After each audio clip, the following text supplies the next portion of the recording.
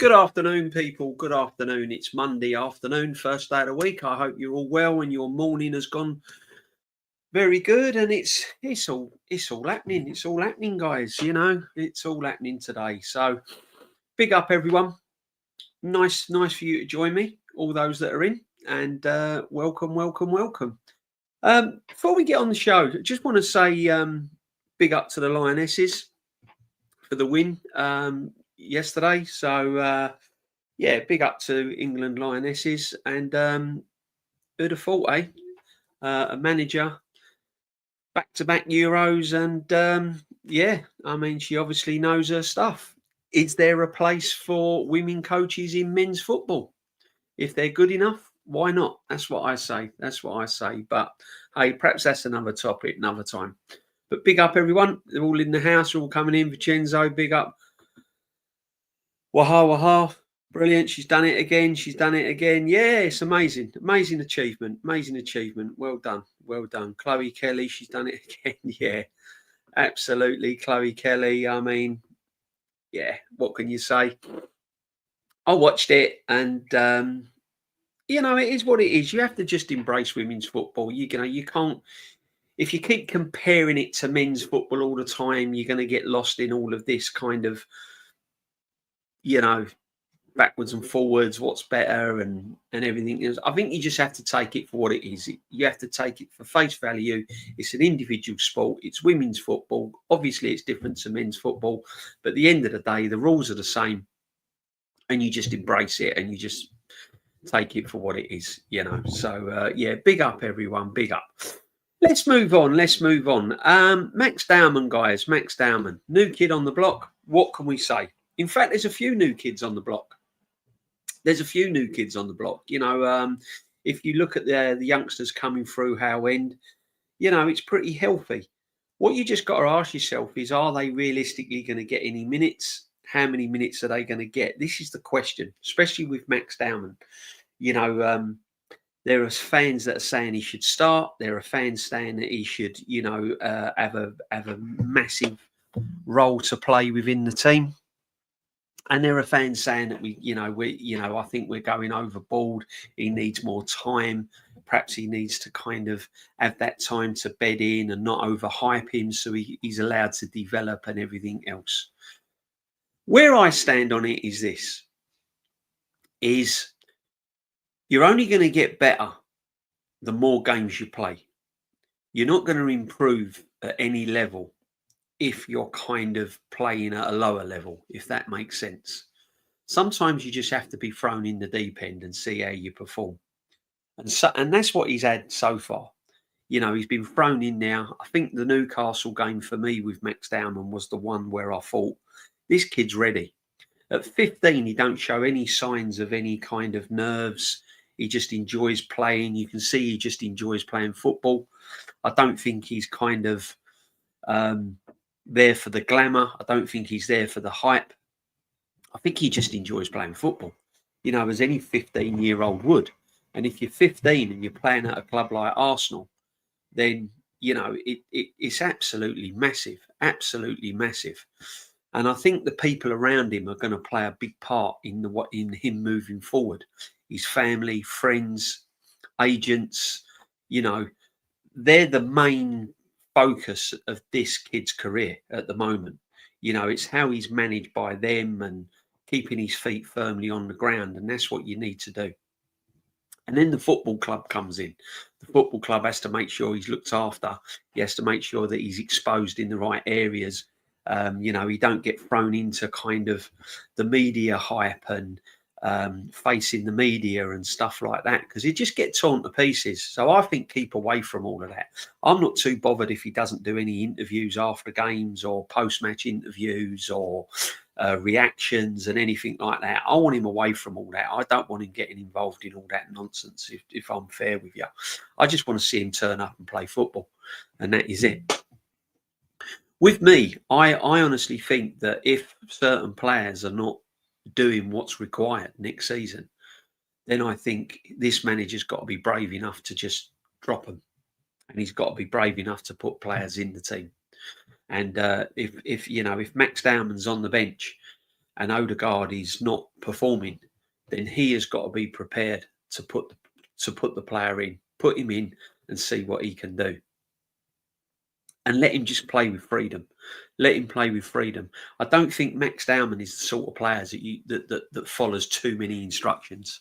I think he might start off playing a certain way, and then after that, I think you'll just see him just do his own thing. And that's all exciting, and that's brilliant, because good players do that. If you look at the Zidans over the years, and you look at players of that kind of quality, that's what they do. They just play with freedom. And I don't think you should be coaching that out of Max Dowman. I think you should embrace that and try and move that on.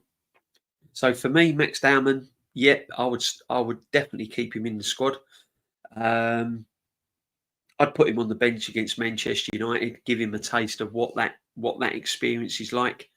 First game of the season, first league game of the season at Old Trafford. You know, it's a massive game no matter when we play them, whether we play them the first game, whether we play them in the middle, whether we play them at Christmas. For me, it's a massive game, massive, huge game. So I'd give him that experience, guy. You know, I'd absolutely give him that experience, put him on the bench, see what he can do. Why not? 100%, 100%. Big up, Martin Tapp, always in the house. Thank you, my friend. And the panel, as always. Yeah, big up to everyone. Big up, big up, big up. So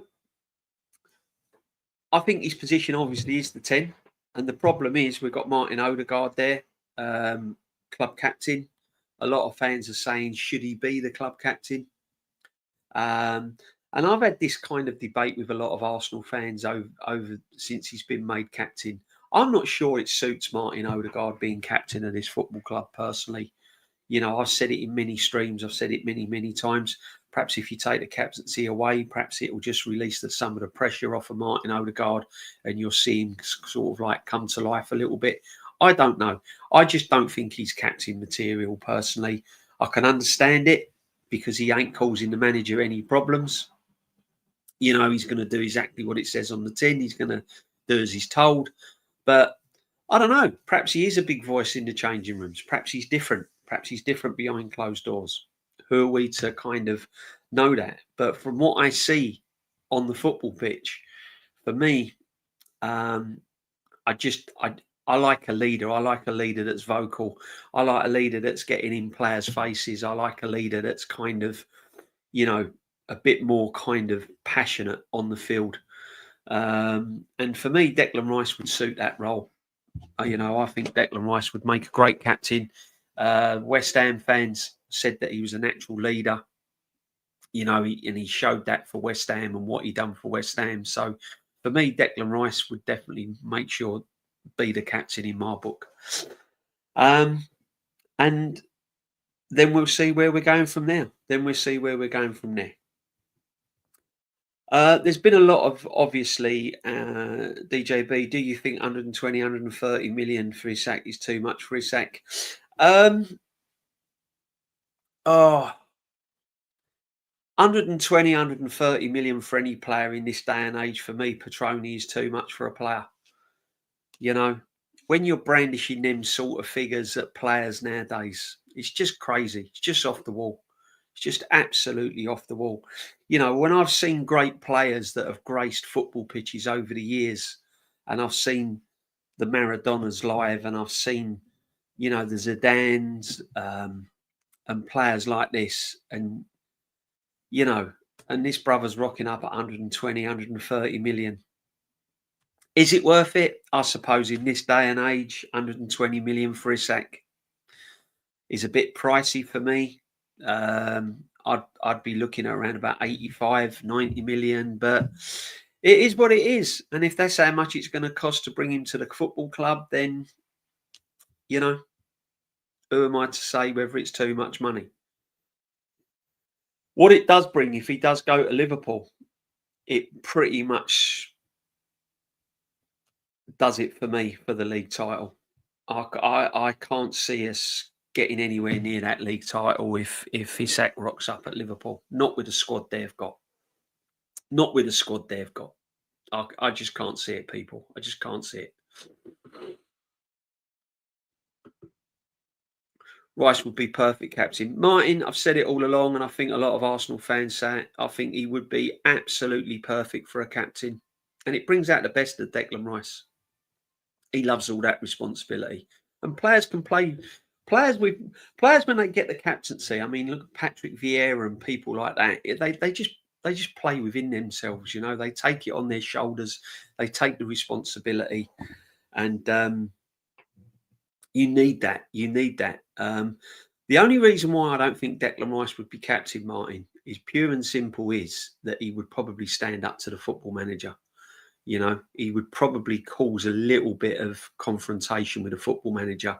And I don't think this football manager is built for that kind of confrontation. I really don't.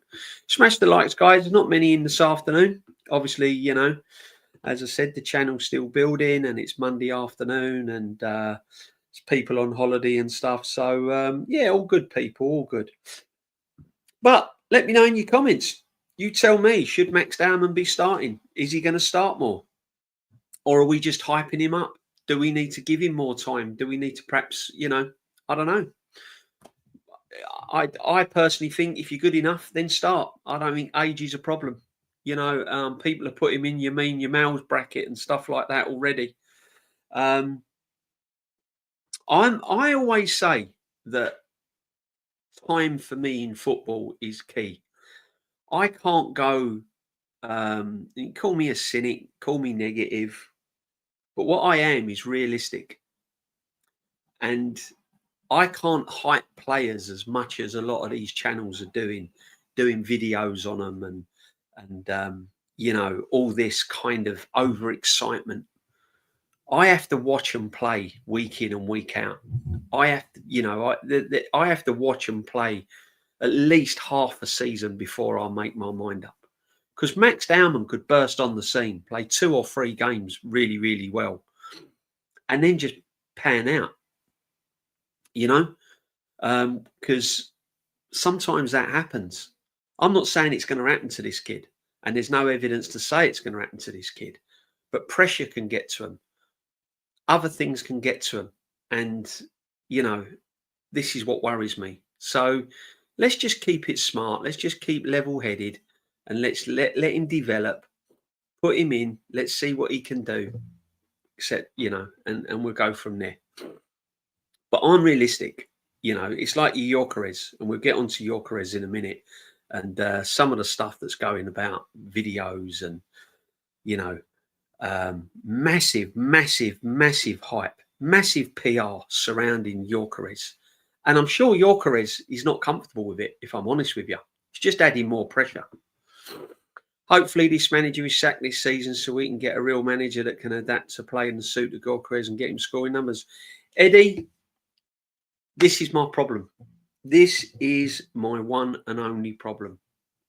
You can hype all the signings up as much as you want.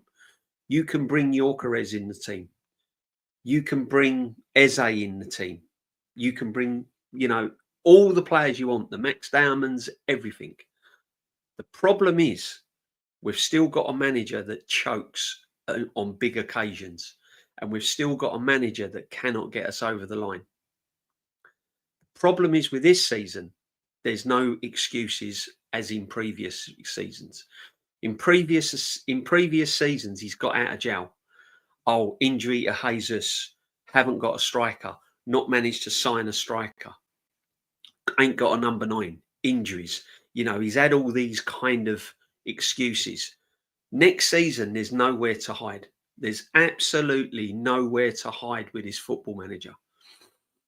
And that's my biggest worry here. We've still got the same manager in place, no matter who comes into the club. All love, big up, my friend. No start him, DJB. Yeah, I mean, a lot of people, listen, welcome, all love. If it's your first time here, make sure you smash the likes and sub to the channel. Yeah, I mean, you know, everyone's different. Everyone's different. You know, everyone's sort of saying, yeah, start him, don't start him. You know, Max Dowman, listen, he's a super talent, absolutely brilliant player. He's going to be superb, and we're lucky to have him. We're lucky to have him at the moment. But obviously, as his career develops, you're going to have the big clubs come in for him. You're going to have Real Madrid's come in for him. You're going to have top teams come in for him. And it's how we manage him. And we've got to win things, pure and simple. If we want to keep these players at the football club, you have to win trophies. You have to win trophies. You can't go on and on not winning trophies. There's a clip that I saw on AFTV when the players are walking and they get in everywhere, don't they? AFTV, they're kind of like, you know what I mean. They're behind the barriers and the players are coming through, and they get hold of Saliba, don't they? And they ask the question straight away. Saliba says, "Win the Carabao Cup, win the FA Cup, win the Premiership, win the Champions League." Players want to win. So all of this finishing second and progress nonsense is garbage. Saliba said it himself. He named all the trophies he wants to win. Premiership, Carabao Cup, FA Cup, Champions League. They want to win. That's all they're interested in. They're interested in trophies. Cecil, I think it was Cecil that grabbed him. Cecil grabbed Saliba as he was going through the tunnel there. And they're behind the barrier. And someone shouted out, I think it was Curtis, shouted out about his contract and everything else. And he said, win trophies. That is it. That is the only focus in football players' minds, is to win trophies. And if they're not winning trophies, trust me, they're going to find another club where they can win trophies. So next season, there's no hiding place, people. There's no hiding place. George Graham loved the captain with a big voice on the pitch, not a mouse like Odegaard. True. Yeah, I'm with that. I'm old school. I want my skipper to be vocal. I want my skipper to sort of pull players to one side and just say, look, you've let him go. Why aren't you on him? You're meant to be doing this. You're meant to be doing that. And then hold their hands up if they're not doing it. And take accountability as well. That's my captain, guys. That's my captain. Big up to Hussein. Big up, my friend. You're welcome. Welcome. Make sure you sub and smash the likes. Arteta should have been after the Villarreal defeat. Yeah, he should have gone. I look, listen. Said it. I'll say it again. I can't believe he's going. I can't believe he's going into next season. I would like to have seen a proper man. I would like to have seen a manager in place with all these new players coming in. It would have been a fresh start. Gyokeres, Max Dowman coming through. What manager would not take this football club at the moment? Sporting director in place, players coming in, the players that are already at the club, the academy, the players that are the youngsters coming through. You would attract big managers at this football club. 100%. All this about Zidane wouldn't come and things like that. I'm telling you now, this would be a brilliant opportunity. I don't think he realises how lucky he is, Arteta, being at this football club. He is so lucky to be at this football club. I've been saying it for ages. It don't matter who we sign. If we play slow football, Gyokeres and Havertz and Arteta uses. Yep. Big up, Ryan. Same. He's got to change the way he plays. Has to change it tactically. I think Simon Jordan mentioned it. I was briefly listening to Talk Sport, and Simon Jordan kind of touched on it and said that there's no hiding place now for Arteta. And I think I can't remember his exact words, but he was saying about tactics and the way we play and stuff like that. Is it going to suit Arteta? Is Gyokeres coming in going to suit the way he plays? We won't know. But I'll tell you when we will know. We will know very, very early on in the season, people. Very early. Victor NG, big up. Dowman is a super talent, but I urge caution on people who want the manager to start him. Wenger overplayed Wiltshire and soon he got... Yeah, he can't be overplayed. I agree. He definitely can't be overplayed. Jack Wiltshire would have been a brilliant player. Jack Wiltshire would have been he was a proper player, Jack Wiltshire. Real good player. Should have been sacked at Villarreal defeat. 100%. Johnny D, big up, my friend. Welcome again. Victor NG, you bang on. Yeah, unbelievable. Honestly, this is what we have to do. He's got to be managed properly. And I'm sure there's people behind the scenes that can do that. I don't think that's solely down to the manager, but at the end of the day, the buck does stop at the manager. Erling Haaland, what trophies? What trophies? Arsenal ain't winning nothing anytime soon. Do you know what? I've said it. You're not the only one that said it, Erling. I've said it before. I can't see us winning anything with this football manager in place. I think we'll go. I think we'll have a. We might push. We've got Gyokeres, but we're going to get on to Gyokeres very, very soon, people. I'm not getting gassed about pointless friendlies. We ain't doing shit. Nah, Rat, I'm not. My feet are firmly on the ground, my friend. My feet are firmly on the ground. I don't really look into pre-season friendlies. The hype behind all this Singapore tour and videos and nonsense that's surrounding all these signings, it's overboard, guys. It's massively overboard. Arteta hates sniff. I feel refreshed already. I couldn't believe it when Stan Dunn and Josh Dummer gave Arteta the job. No. He interviews well, doesn't he? He interviews well. He's got the PR and he's got the talk for the talk. Well, let's hope he can talk well next season. Let's hope this time next season we're talking about what he's won. Yeah? And not I told you so. Icy Spicy, good afternoon. I hope you're well. I hope everyone's good. Welcome, my friend, as always. Big up, Icy Spicy, as always. All love. If Odegaard not performing and Max doesn't come on, someone needs to kidnap Arteta. 100%, my friend. 100%. 100%. If this captain does not perform next season, he has to be made an example of. Yeah? And it's all right, people saying about Arteta this and Arteta that. For me, Arteta's got to be more ruthless. He's got to be more ruthless.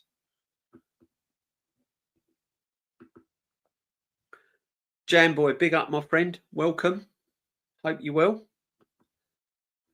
Abu Dhabi was another talent. Oh, Abu Dhabi, yeah. Diaby was a good player. Really good player. Injuries killed him. Jack Wilshere. All these players were good players. 100%, my friend. Big up the Jam Boy. Martin Tapp, all in. Ryan Bizzle, why do we play round the back just to give it to Rao and boots it up to Havertz and we lose the ball? We should go back to attacking play. This is what he's got to do. He's got to play through the lines a lot quicker. In order to do that, you need someone that's going to open up the play. You need someone from midfield that's going to get the ball and drive forward, with pace. It has to be done with pace. But I tell you what you're going to see at Old Trafford, and you'll know from the kickoff. You'll know within the first 10 minutes, guys, the way we're going to set the season. And the first 10 minutes of this football season, you will have a clear indication on how we are going to play football. If it's going into feet, sideways, backwards and forwards, it's going to be pretty much the same old. If we start on the front foot, if we start getting into them early, getting the ball from defence into midfield, and we start taking players on, playing with pace, then you're thinking, hang on a minute, we could mean business this season. But you'll know for the first 10 minutes, guys. First 10 minutes, you'll know. It will be told, you see me, hold that, big Al. Yeah, well, we'll see. We'll see, Johnny. We'll see. Oh, big up, Marion, for the super chat. Thank you very much indeed, Marion the Red. Massive big up to you, DJB. Would love to hear which Arsenal team you believe is the greatest of all time and what you'd be the greatest ever Liverpool team. Ooh, greatest of all time.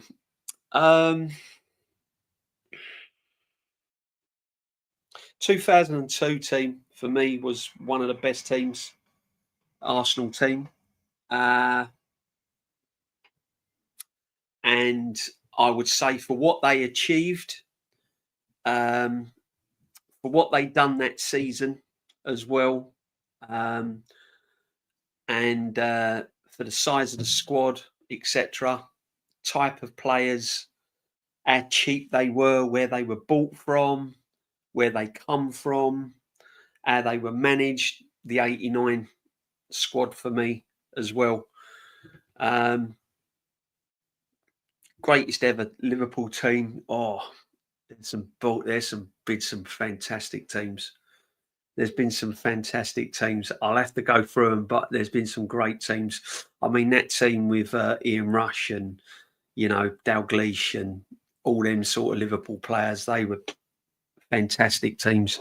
You know, the teams of the 70s as well had a great Liverpool team. You know, the 71 Liverpool team that we beat in the final, that was a good Liverpool team as well. And I'm going back to like John Toshak era and people like that, Kennedys and stuff like that. Liverpool have had some great teams over the years. I mean, they were the team, weren't they? They were without doubt a great team, Liverpool. Big up for your super chat, Martin. Yeah, but the 89, 2002 Arsenal team, not so much, you know. Obviously, the Invincibles as well had something about them. But yeah, that 89 team done it for me. What they achieved was incredible. And then they lost the league, didn't they? And it all looked as if it had all caved in. And then to go to Anfield and do what they done that night was just incredible. Just absolutely incredible. I don't think it'll ever be done again. I don't think it'll ever be done again. Big up, my friend. Thank you for the super chat. Agree, Tab. Big up, DRB. Yeah, it would be absolutely fantastic. I dream of what we could do with a proper manager like Simeone. Yeah, Hansi Flick, Mancini, Zidane, Luis Enrique.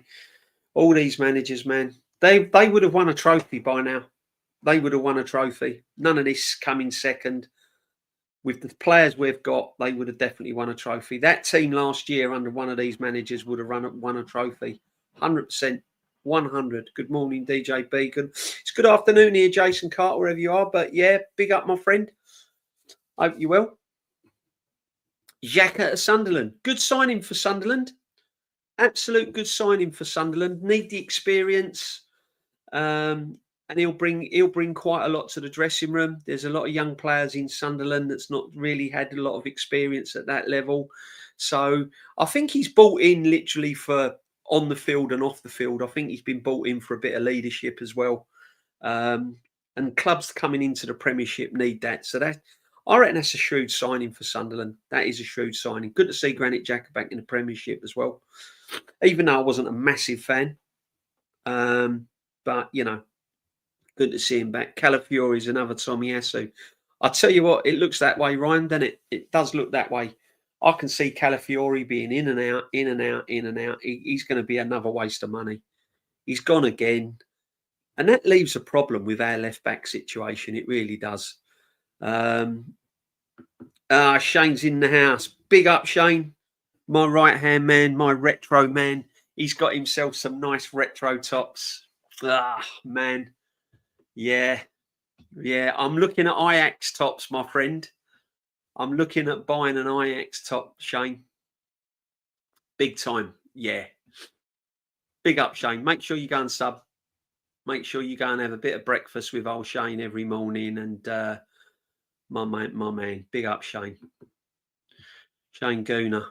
Get on that fantasy league, bro. Yeah. Do you know what I'm going to do?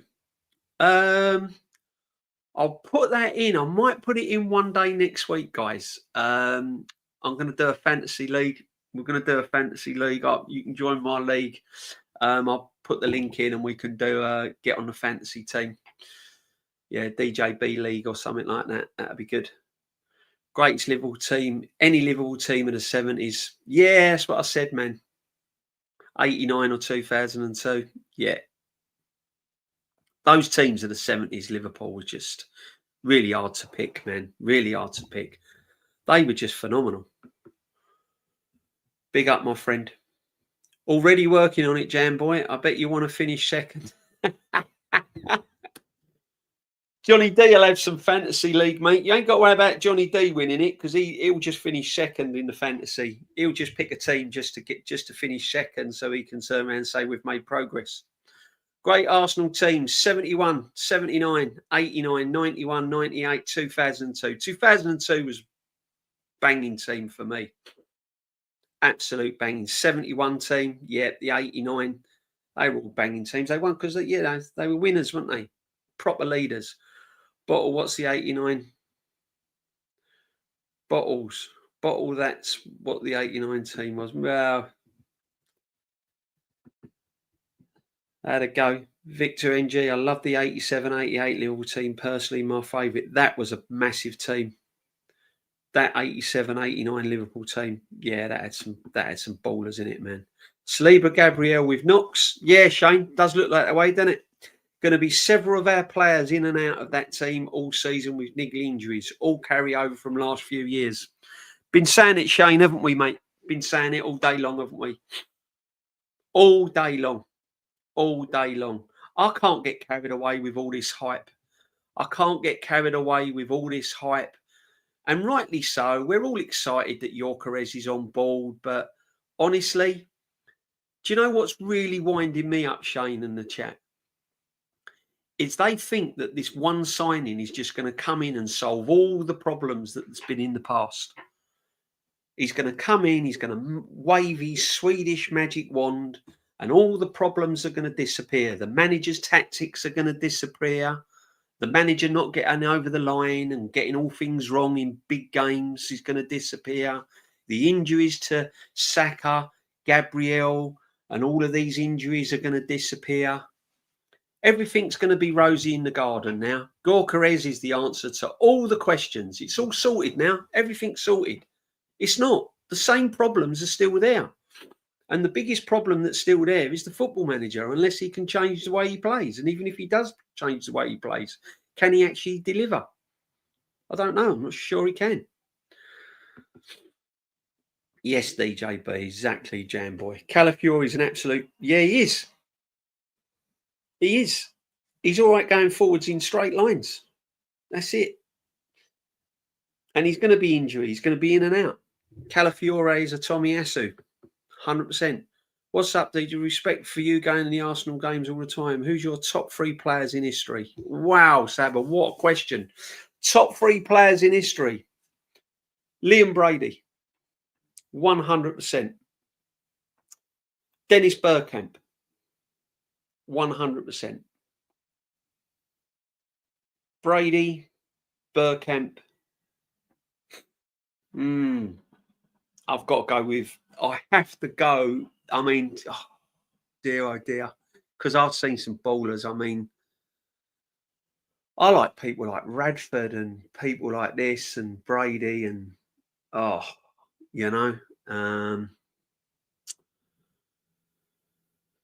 David O'Leary. I mean, what a player. What a player. But Brady and Bergkamp, I can't. I have to go with Henry.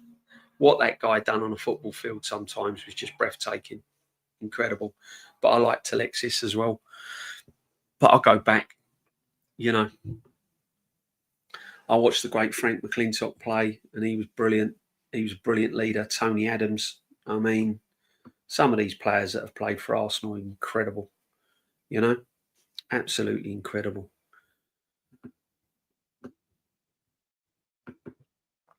Shane Gooner, big up, Shane. Couldn't make it to your channel earlier. Sorry, but we'll be on tomorrow, bro. Oh, you couldn't make it to Shane's breakfast. Did your breakfast get cold, Martin?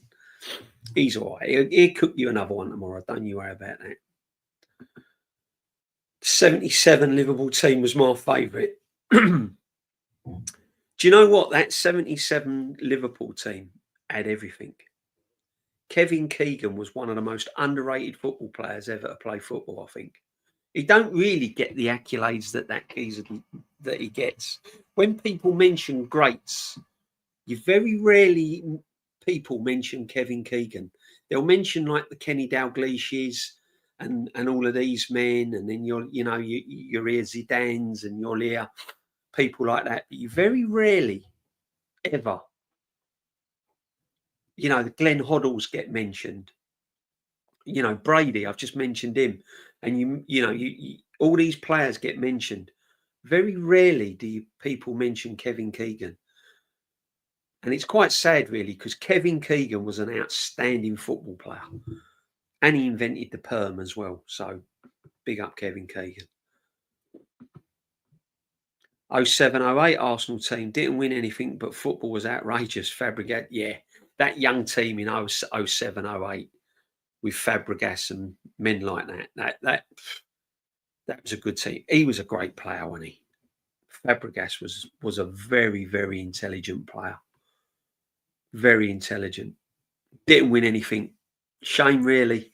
Absolute shame. They deserve to win, if something. In a backwards way, Gyokeres might solve the problem because Arteta will have no excuses with the arrival. Do you know what? He's going to solve some of the problems. What I mean by waving a magic wand and everything's cured is that's not the only problem with winning things at this football club. He's going to help a lot of problems, but it's not like, oh, Gyokeres is here and all the hype he's getting. We don't know how he's going to perform. Yeah, he comes with a big reputation and he comes with scoring goals. And he will score goals. No doubt he will score goals for Arsenal. But he might take 10, 12 games to actually get going. By that time, we're going into the Christmas period. We could be 5th, 6th in the table. This is what I'm saying. He's coming with huge expectations and he's coming with huge PR and he's coming with huge applaudits. That's a lot of pressure on him. And it's all right, certain people saying, oh, I think he can handle that pressure. We'll see. We'll see. All I'm saying is just keep your feet on the ground and watch. Let's see. Let's judge him after 12 games. He will score goals, no doubt about it. He's a top striker. You just need to calm down a little bit. Everyone needs to just calm down a little bit. Because we've still got Arteta tactics going on. 77, European Cup Final 3, Borussia Dortmund. Still one of the best. Yeah. That was some final, wasn't it, man? That's 77. Who would you say that? What would you say was the best though? That 77 Arsenal, that 77 Cup final, Liverpool, or that 89 Arsenal? Because just everything behind that 89 game was just, do you know what I mean? Just incredible. But that Invincible team played some lovely football, didn't they? And the 2002. Big up DJB. What we're saying, Gyokeres hat-trick versus them lot on Thursday. I don't think he'll start, my friend. I don't think he'll start, personally. Angus, big up, my friend. Me, personally, don't think he will start. I don't particularly want him to start Thursday. I'd like to see him come on at some point, but I don't think he'll have a big role to play. I might be wrong, but it would be nice if he comes on and bangs an hat-trick. Of course, it would be brilliant for his confidence, but I don't think he's going to get that opportunity. DJB, how'd you keep your head on at the games? I went to Newcastle League Cup first leg and came out fuming. Yeah, that's the first game I've ever walked out on. First game I ever walked out on. I'd had enough, and I was getting abuse from people around me as well that don't go. Part-time fans, if you like.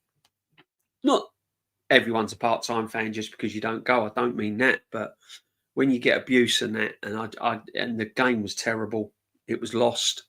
We looked awful, and to be honest, I weren't having a good day. Yeah, it's bad memory for me, that game. Real bad memory for me for that game. But I do keep my head. Because at the end of the day, I just look at it now and I just watch and I just judge what I see. And that's all you can do. That's all you can do. I watch it live. I focus on certain players. I sometimes don't watch the ball. I watch certain players, how they perform, movement off the ball. I look at the dugout. I look at Arteta's body language. I look at what he's trying to do, what he's trying to achieve. And when you see tactics not being applied, when you see changes not being made, it's frustrating, man. It's frustrating. So frustrating. Victor NG, I've got queuing for you question. What are your top 3 players of the Emirates area? Mine is Santi, Alexis, and Ramsey. Yeah, Alexis would be one of them. Santi Cazorla was a baller as well. Alexis, Fabregas. I loved Fabregas, man. What an intelligent player. Alexis, Fabregas, I would say.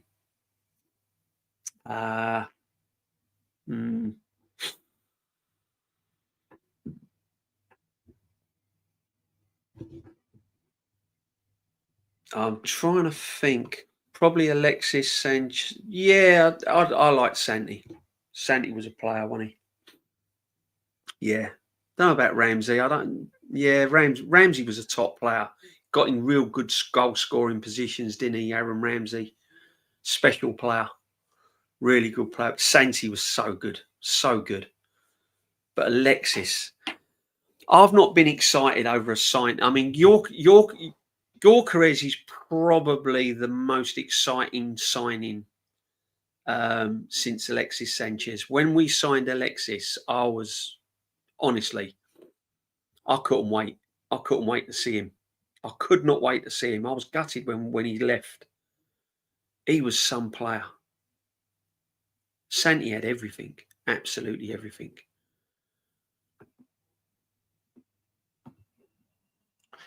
Big up everyone in the chat. Make sure you sub and smash the likes. Burkham, Henry, Brady.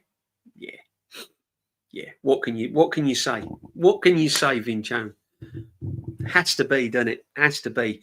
But then David O'Leary was a hero of mine as well. Tony Adams was a massive hero of mine.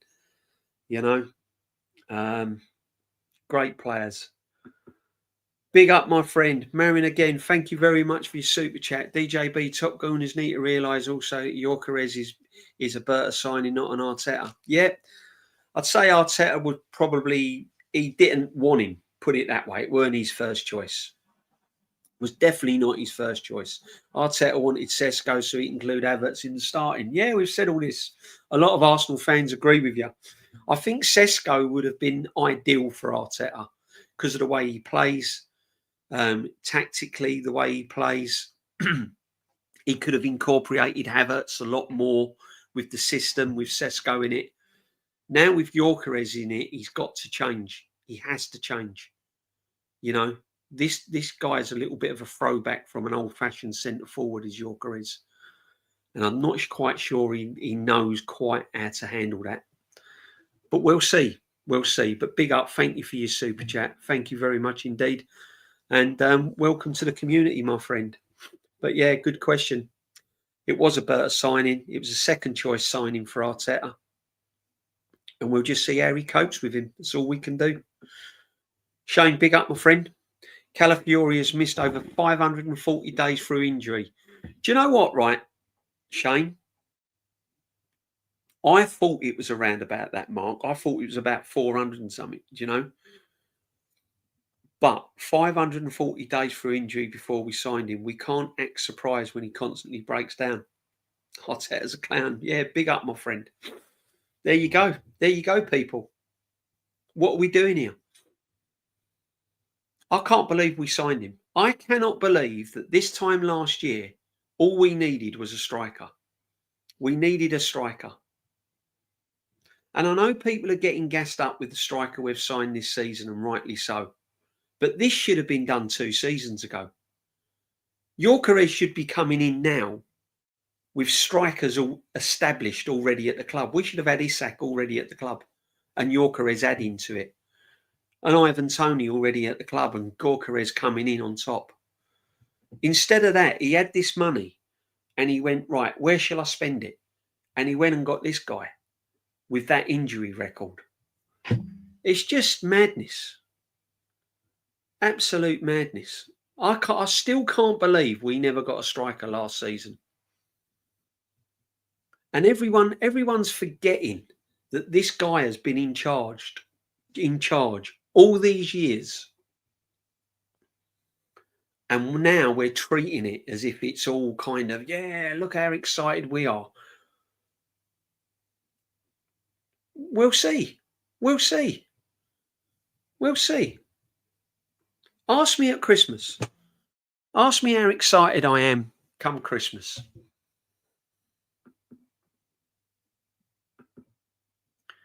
People today don't know how big Bobby Moore, George Best, Kevin Keegan were. They don't. They don't. These players and the football pitches they played on and the players they played up against. George Best was one of the best football players ever. He was incredible. Absolutely incredible. Eduardo. Don't know. Yeah, Edward. Don't know about Eduardo, my friend. I won't put him up there as my top player. But yeah, you know. The 04-05 team was quality too, was a quality team. We've had some banging teams, haven't we? Better than the team we got next season. 100. 07, almost like Arteta's. Nothing like them, my friend. Nothing like them. Nothing like them. Better than Arteta's 22-23 team. That 07-08 team would beat the 22-23 team. 100%. Keegan won the Ballon d'Or 2 years running. Doesn't happen without the guy being unreal. Shane, I'm with you, my friend. I'm absolutely with you, Shane. You know it, didn't you? Kevin Keegan was an absolute baller. He doesn't get the recognition he deserves, that guy. We'll do some retro Kevin Keegan with a kit. The England Admiral kit is the one that stands out for me. Loudrup was quality. Teabag Loudrup was just exceptional. Don't know who did Kevin is bit like George Best a lot, probably a bit later on. Don't know who Keegan is, but I like. You don't know who Kevin Keegan is? Johnny D, right? Before you make comments on Arsenal teams and stuff like that, go and watch Kevin Keegan clips and come back to me. Big up Kawaji, my friend. I'm way behind on the chat again. Views raid, thank you for the raid views, much appreciated. Absolute legend. Make sure you go and sub to his channel. That would be great. Thank you, views. Views raid, big up Vigilante. 70s, 80s, best team ever. Yeah, another good Liverpool team. Lynch, come on, you Gunners. Big up the community. Big up Lynch as always. Massive. 34 likes. Keep smashing them. Come on. Views raid. Thank you, views. Gavin, big up, Gav. DJB, what is going on, my man? Great to be here. Big up, Ro. Big up, my friend. Welcome to the community. Welcome to the community. Let's get on big up views. Massive. Big up views. Thanks for the raid, my friend. Thank you. The Arsenal 2002 team had everything and won the league. Yeah, they were a good team. Fantastic. DJB, who Mikkel Bin Laden is. DJB, did you see Peppa Pink has put in Bergkamp in midfield? I don't waste my time on people like this, man. I'm too old and too wise to waste my time looking at Peppa Pinkus. That guy is not intelligent enough to lace my boots, my friend. His football knowledge is not in my bracket, I'm afraid. Sorry, my friend.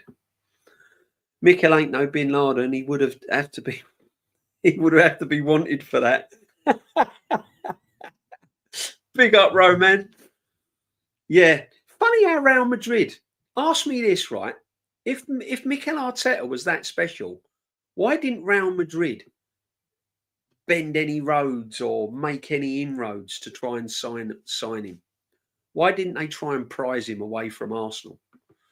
Why didn't they pay him and try and prize him away? Alexis Fabregas, Robin van Persie. Yeah, Robin van Persie, man. How can you forget Robin van? What a player. Some of the goals that brother scored was just incredible. Yeah, Santi, Alexis, Fabregas, that Emirates era, that was a brilliant team. Do you go away games? And if so, you're going to Old Trafford? I'm not going to Old Trafford, but I do go away games, yeah. I won't be going to Old Trafford, unfortunately. I've got commitments that, unfortunately. But, yeah, I do go away games. I like to go Palace. I do like to go down to Brighton. Fulham away, Craven Cottage. I like going Craven Cottage. I do like going to the London Stadium as well, West Ham. So there'll be a few away games. Definitely. I'll always be thankful to Wenger for great players he brought to the club. Yeah, I will. I can't get on the bandwagon of the hate for Wenger. I can understand he outstayed his welcome. I can understand that we got frustrated with him. And I was there on the terraces when fans were getting frustrated with him. And I get that. I understand that. But some of the football and some of the players that guy brought to this football club that I witnessed was just incredible. And I have to be truly thankful for that. I really do. I really do. You know, say what you like about Wenger. Some of them, that football team, and some of them players that guy brought to the football club, I've never seen anything like it. You know, I remember once I was at the front when we got on. I remember watching Henri for the first time, and I was down near the front, and he got the ball and he went past me at Highbury. And honestly, it was like a racehorse going past me. Honestly, the hairs on the back of my neck. When he had that ball at the feet and he was running at full pelt, I've never seen a player run with such speed and change of direction with the ball at their feet than Thierry Henry. And his head up the whole of the time. You try doing that at full speed, run with a football at your feet and changing direction at full speed. No break, no pause, no putting the brakes on. Left, right, dropping the shoulder, head up all the time, looking around you at full pelt. Absolutely incredible player. And then you had Bergkamp with his brain and his touch and his intelligence and the way he found space and the way he just used to drop into pockets and lose his marker. Honestly, it was a pleasure to watch. It really was. And then you had Overmars flying down the wing. Overmars' pace. Ljungberg. Freddie Ljungberg was the most underrated player. One of the most underrated. He's got to go. Freddie Ljungberg, Rosicky are probably some of the most underrated players at Arsenal. Don't properly get the recognition they deserve. And I'll tell you another player I'm going to throw in there that I used to like watching. Alexander Hleb. Hleb was another good player. Yeah, all these players, man. Diaz has more technical ability than Martinelli. I think a lot of players, unfortunately, have more technical ability than Martinelli at the moment, my friend. Martinelli needs to move on. If he wants to improve his football career, Martinelli needs to move on. Yeah, 100%. Guys, we're on the road to 2K. Make sure you sub, and that would be absolutely wonderful. Thank you for all your comments always, 100%. Wenger or Graham, in your opinion, DJB? George Graham. George Graham's best Arsenal football manager we've ever had. George Graham all day long. I admire Wenger, and I've said that. Wenger bought me some great times. But what George Graham done with players that you probably would not even put in an Arsenal team in this modern era. What he done, where he bought, how much he bought for players, what the team he had, the belief he instilled in the team. You know, the football sometimes weren't pretty, but the tactical awareness. I mean, this brother rocked up in when we won the Cup Winners' Cup, when we beat Parma in the Cup Winners' Cup. And they were fantastic. They were a brilliant, brilliant team. They had like Brolin and players like this. They had top players. And this guy was putting Nigel Winterburn as a holding midfield player. He just used to change things. His George Graham's in-game management was just incredible. You'd think, hang on a minute, what's he doing? He's dropping him back into midfield. What's he doing? He's playing two right backs. What's he doing? He's putting the left back into central midfield. Honestly, it completely bamboozled the coach and the fans. The fans would go, "What's he doing? What's he doing? What's he making that substitution for?" But 9 out of 10 times, he'd get it right. His in-game management was just unbelievable. Criminal Arsenal, and he should have a statue. It's criminal that George Graham has not got a statue outside that football stadium.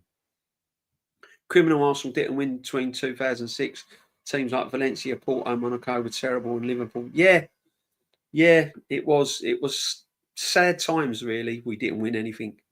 Droopy Zippy and Peppa Pink to say second place is better than winning a trophy. Exactly. Don't waste your time on them. Don't waste your time on them. Idiots. Do you know what I mean? Idiots. I'd love to meet them. I'd love to meet him. Anelka, man. Anelka was just different world. Absolutely different world. Nicholas Anelka would have been a top player. We wouldn't be talking about Henry now if Anelka had got his mind on it and his brothers and all of this madness. Wouldn't be talking about zero hate for Wenger. Yeah, I'm with you, Lynch, man. I'm with you, Lynch. I can't do it. Can't do it, Lynch. Can't do it, Lynch. I think his own personal pride stopped him from moving on. I think he should have gone, really. But, you know, he built an empire, didn't he? Craven Cottage is a great stadium. Love Craven Cottage, man. One of the best football grounds. Yeah. Goodison Park. I shall miss Goodison Park, Everton. That's another fantastic stadium. Been there a few times. Love it. Love the people. Something about Goodison Park. Brilliant. As a Man United fan, I hate Gyokeres. You'll hate him more if he bangs one in at Old Trafford, my friend. I'll tell you. Yeah. You'll have a quite decent. I'll tell you what, Man United will have quite a decent forward line if they sign their players they want. It's the rest of it that's terrible. Your defence needs sorting out, doesn't it? Henry's the greatest player ever. It's one of them, isn't it? Messi or Ronaldo, Henry or Bergkamp. There's no right or wrong answer. It's just own preference, isn't it? Both fantastic players. But it's how you see football. Bergkamp's football brain. I'll give you another question, though, Lynch. Henry would not have been the player he was if Dennis Bergkamp weren't in the team. Dennis Bergkamp made a lot of players great just because of what he used to do on the field. It was incredible. Even Henry will tell you that. He wouldn't have been the player he was without Bergkamp. Forever thankful for Wenger for the legacy at Arsenal, but I will never forgive him for not signing an outfield player. Yeah, listen, I'm not here to defend him, man. I'm not saying he never made mistakes. He made mistakes. He made plenty of them. Trust me. And I was like everyone else. I was just as frustrated as everyone else. I wanted him to move on. I could see the backlash he was going to get. I could see the hatred that was building up. I could feel it. It wasn't nice. It wasn't pleasant. And I wanted him to go from the club. But look back at what we achieved under him, and the football we played was just incredible.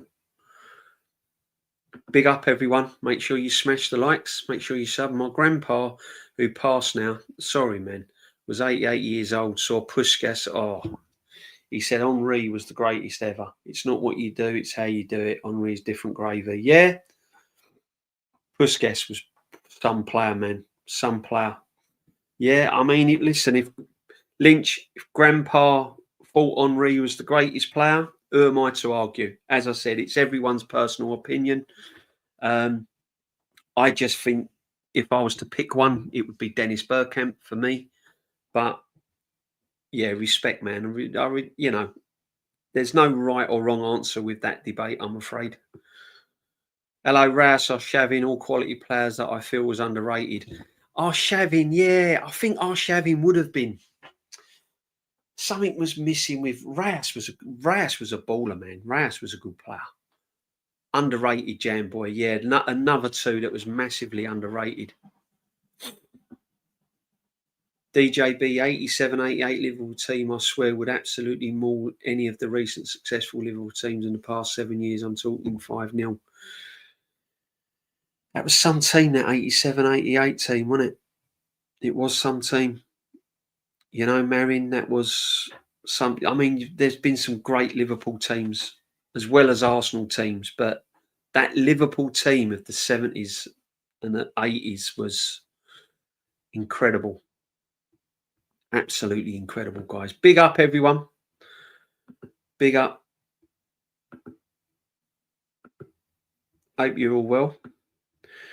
So get on Gyokeres. See, how I'm looking at it with Gyokeres is I'm glad we've signed him. He's the best on paper there was out there to sign, right? He was sought after. There's not many strikers around that you can sort of say who you desperately want. There's strikers are not they're hard to get hold of, you know. They're like rare cars, aren't they? They only come along once in a blue moon. And for me, Gyokeres was the best out there.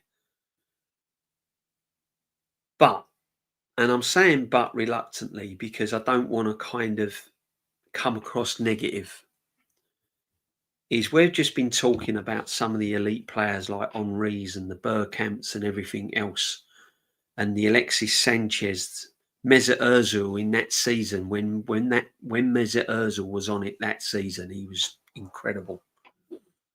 You know, we're talking about Cesc Fabregas's and all of that. And now we're talking about this Gyokeres is coming in with the same kind of plaudits of these guys. We're already putting him on the pedestal up there with the greatest Arsenal players. And he hasn't kicked a ball yet for the football team. And this is what I'm trying to say, people. This guy has not kicked a football yet for Arsenal Football Club. And I've seen many players over the years come to this football club with big reputations and flopped. Now, I'm not saying that's going to happen to Gyokeres, and I'm hoping it doesn't. But do we just have to take the lid off of it a little bit and just calm down? You know? Because I understand there's a lot of clickbait going on. I understand that it gets views. I understand that it's good for views and numbers and everything else. But realistically, don't you think we've just got to take the lid off of it a little bit and just calm down? Because I've not seen this fella play yet. I've not seen him play. I've not seen him play what system we're going to play in. I don't know tactically how we're going to get the best out of him. You know? So I can't judge him yet. I can't judge him. I'm glad we've signed a forward. And the reason why everyone is so excited and gassed, and the proper reason why, is because this manager has failed to sign a striker. An out-and-out striker. This manager has failed to sign one. Jesus wasn't an out-and-out striker in my book. He wasn't an elite out-and-out striker. An Alan Shearer-like, a Haaland. He wasn't that guy. So one of the reasons why we're so excited is because people forget that this manager has not done the right thing since he's been at the football club and signed a decent striker. And now he has. It's like, oh yeah, Gyokeres and this and that and everything else. He wanted Sesko, remember? He wanted Sesko. Sesko would fit the way he plays. So let's see. That's all I'm saying. Let's all just see how he performs and what he does. Is Messi-Ronaldo rivalry the best rivalry we've seen in a generation? Could be. Could be. Possibly. Very hard, isn't it? Messi and Ronaldo, Kouaji. For me, Ronaldo. Because he's done it in so many leagues. Messi was at one club for a long, long time. But Ronaldo done it in every single league he's been in. And he's still doing it now at Saudi. Ronaldo done it in the Premiership. Messi never came to the Premiership. Ronaldo done it in Spain. Ronaldo done it in Italy. Ronaldo's done it everywhere Ronaldo's been, he's hit big numbers. And he's done it for his country as well. So for me, that's why I put Ronaldo above Messi. I think the Valley's a special little stadium. I love Charlton, man. Charlton's a great club. Charlton, honestly, fantastic club. Omri was speaking facts about Arteta and some of the... Yeah, I know. If you can't listen to Henry, who are you going to listen to? That's all I'm saying.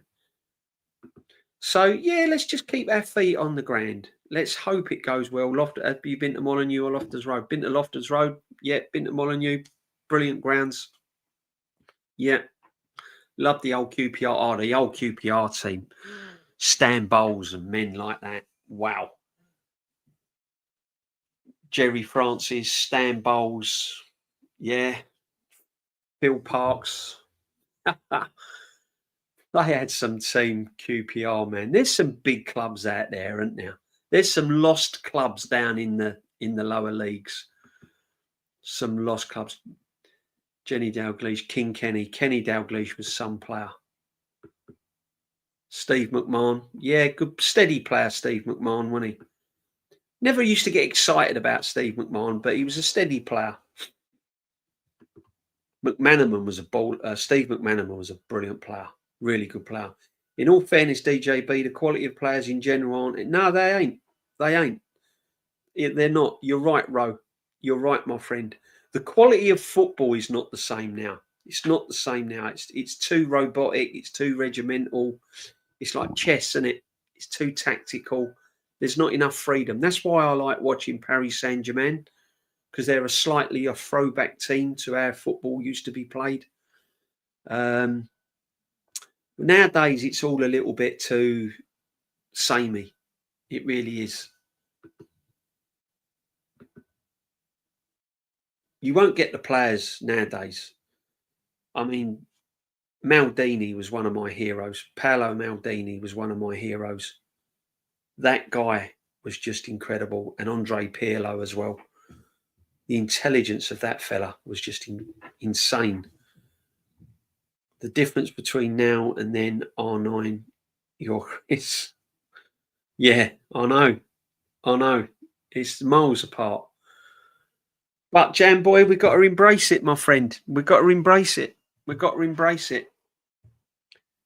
Only time will tell. It's like everything. Time will be the factor for Gyokeres.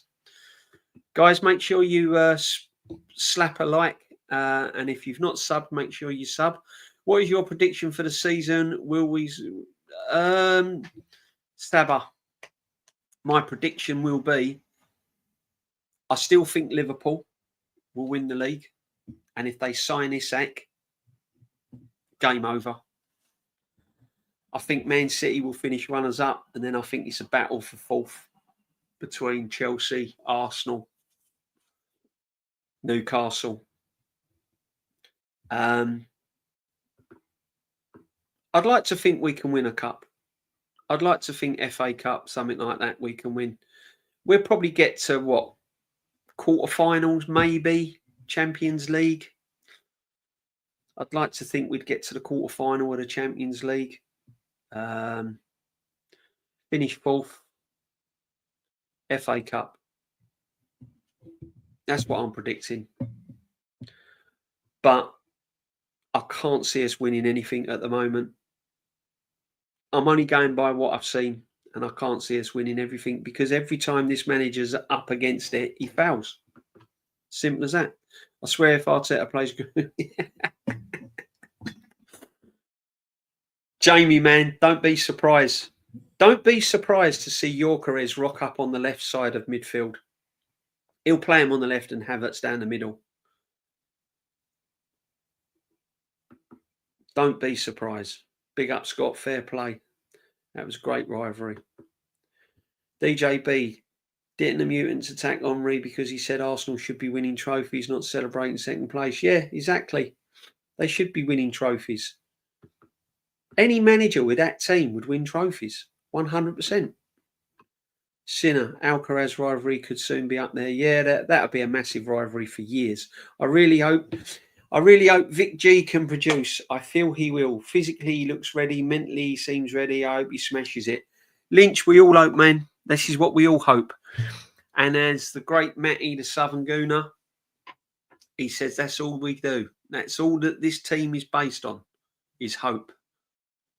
A little bit of hope. We all hope he does the right thing, Lynch. Of course we do. Physically, he looks brilliant for the Premier League. And he is physical. Mentally, I think mentally he'd be fine. But we'll have to wait and see. I mean, he's up against Van Dijk's and all of this. He's up against some good defenders.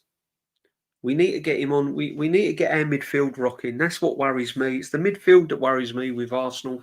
Lynch. I haven't got too much problems now with Gyokeres up front. I've always said I've not had problems defensively. I think the goalkeeping side of things we're okay. I think defensively we're okay apart from a left back. I think our left back is weak. That's an issue for me. But it's the midfield. If Rice is not playing, if Subamendi's not available, and you've got Marino and Norgard, I just feel there's not enough creativity in midfield as it stands. Do you think Martinelli is going to Saudi? Nothing surprises me with Saudi, Kawaji.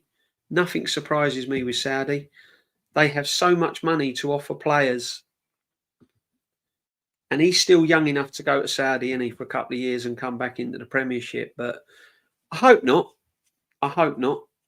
I hope we can get the best out of him if he does stay, but I can't see it. I can't see it. Cheers, my friend.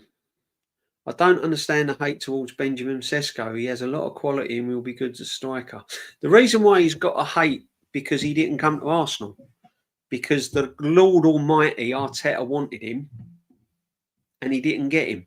So now everyone hates him. He don't need a hate. Sesko will be fine.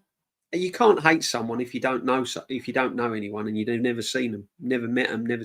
I don't understand all this hatred for people when they never even met them, don't know them. How can you hate someone when you've never seen them, never met them? Still 21 or something. Newcastle, Man United will have a good one. If Man United get him, and they've got a front line of Cunha, Sesko, and Mbeumo, Man United, if they can get Hernandez playing and they can bring out the best of their squad that they've got, Mainu and players like that, they could do well this season. I'm not saying they're going to be brilliant, but they could. It'll be tough. It'll be tough. If you've got Mbeumo, Sesko and Cunha as your front three, that's not a bad front three to have at Man United. Arteta playing Aubameyang, mind-boggling. Yeah, well, he played Partey right back, even more mind-boggling. I remember that season when we played Fulham and he dropped Gabriel on the bench, didn't play Gabriel, and he played Partey at right back. I was absolutely shocked. Consequently, we dropped points. Consequently, it cost us the league. Lynch, not in terms of goals. My prediction is Chelsea will be closer of the top two than the top four. I said Chelsea will finish above Arsenal. That's causing a lot of problems. I'm getting pelters for that. How can Chelsea finish above Arsenal? We've got Gyokeres. Yeah, have you seen him play? No. Well, how do you know how he's going to play then? Yeah, because I've seen him what he does, and look at all the goals he scores. Yeah, but have you seen him play for Arsenal under this manager? No. Well then, I've seen Chelsea play under their manager. They're looking good. If they get a few more signings, they could look even more dangerous. If Sesko ends up at Chelsea, don't put that past them. Please don't forget Trevor Francis. Yeah, Andrew Lane. Big up the Blues, man. Come on, the Blues. What a football club. What a football club. Sleeping giant. Come on, Birmingham. Get up in that Premiership, man. Get where you deserve. I want to see all the old teams in there. I want to see Birmingham in there. I like seeing Leeds in the Premiership. I want to see Sheffield United in there. I want to see all the good teams in there, man. Birmingham City. Yeah, great fans as well. Trevor Francis was some player. Some player. Yeah, bless him. Robbie Fowler was a baller. Robbie Fowler was better than Michael Owen. There you go. I've said it. Go on, Liverpool. Go on, Liverpool fans in the chat. You can all bombard me now. Robbie Fowler was better than Michael Owen. Just my opinion, but I think Robbie Fowler was a better goal scorer than Michael Owen. I didn't understand all the hype of Michael Owen. I don't know. I don't know. Perhaps it was me. I don't know. I still don't know how we beat you guys in the FA Cup last season with 10 men. No. Dear, oh dear, oh dear. Crystal Palace winning the FA Cup. Big up, Crystal Palace. What a mess, though, your board has put you in by not getting into Europe, eh? By not getting into that Europa League. They knew the rules. I'm absolutely shocked by what's gone on there. There are top world-class players here today. It's just much more rarity. Players like Haaland or Salah would probably be good in any era, but now they are seen as another level. Yeah, they would be just good players, wouldn't they? You know, you look at players across Europe from the 80s and 90s. Salah and Haaland would just be good players. Now they're like world class, world beaters. Never seen anything like it in my life. Yeah, Scott, Haaland can even dribble. I think there's more about Haaland's game than meets the eye. But if I'm managing Haaland, I don't want him doing all that dribbling nonsense. It's like Gyokeres, guys. I don't want to see Gyokeres dropping onto the halfway line. I don't want to see him going out wide picking up balls. I just want him doing what he's meant to be doing, and that's scoring goals. Keep him central. Get crosses in. Get the ball to his feet. That's it. I don't want to see Victor Gyokeres being turned into any other player than a goal scorer. If this manager pushes him off the end of the cliff, like he's done with a lot of the football players at this football club, I am going to be absolutely livid. Seriously, guys. Even strikers like Defoe would be deemed world class today. Exactly. Defoe was a good player, though. Robbie Keane, too. Robbie Keane was a player. Should sign Reinders at 8. Tried watching Marino. Yeah. Reinders was a missed opportunity. We got Marino. I just don't rate Marino, people. Doesn't do it for me. Yeah, give him his flowers. He scores goals. He's probably more prolific than Havertz. Make that make sense. He's better than Havertz at scoring goals. Yeah. DJB, my club can't win 2 games in a row. Oh, man. You said they will do, man. They'll still sort it. Don't you worry about it. Sociedad midfield. Yeah, exactly. So I hope it. Oh, we'll see. We'll see. Reports from Ramsdale to Newcastle would be good for him. Listen, I can't slag off Ramsdale, man. I can't. I see that guy pull off some great saves that got us into the Champions League. People forget that. People forget some of the saves he pulled off that season that got us in the Champions League. The same midfield what won Sociedad had their last try. Yeah, we'll see. We'll see. As I said, we'll see. The season ain't even kicked off yet. Let's see where we are at Christmas. DJB put Ben White at centre back. Let's not forget. Well, Ben White was bought as a centre back. He only went right back, Kawaji, by default. Like a lot of these players, he is sussed out by default. But he was bought as a centre half. There's a bigger chance for Tottenham to relegate than Chelsea finishing above us between DJB. Would you take that? Spurs relegation and Chelsea finishing above us. Yeah, if we win a trophy, I'll take that all day long. I'll take that all day long. Of course, I'd like to see Spurs get relegated. Who wouldn't? What Arsenal fan wouldn't like to see Spurs get relegated? I remember when they got relegated before. I witnessed it. I know. I've seen Spurs get relegated. As a non-Arsenal fan, I think Partey leaving will be a bigger loss than people think, ability-wise, and with Mendy's clear ability to read the game. Speak a lot of sense, Roman. We're going to miss Tom. We're going to miss Partey. I'm not here to comment on the party stuff that's gone on. I'll leave that to the people to be. But I'm only talking from a football side of things. I don't think Zubamendi's better than Thomas Partey. And that's what I'm saying. The only real upgrade that I can see so far in these signings is Gyokeres. And yet everyone's getting gassed up that we're going to do these marvellous things. We've made one improvement in this football team, and that's Gyokeres. That's the only improvement we have made. Everyone else is pretty bang average. Zubamendi is like for like. Norgard don't really set the place alight. Madueke, and it's funny how no one's hardly mentioned Madueke. It's as if we haven't signed him. £52 million we paid for this guy, and no one mentions him. No one mentions him. He's hardly mentioned. Madueke, remember him? We signed him. Remember that player we signed from Chelsea, 50 odd million, who's going to play on the left instead of Martinelli? Gyokeres stays around the 18-yard box. He needs to stay anywhere other than. I don't want to see that brother on the halfway line. I don't want to see him out on the left wing. Don't start doing nonsense with him, Arteta, because just get him scoring goals. That's all I want him to do. Score a goal. Yeah, we want two touch finishes from Gyokeres. Saka wins the assist race. Saka's going to be heavily marked, isn't he?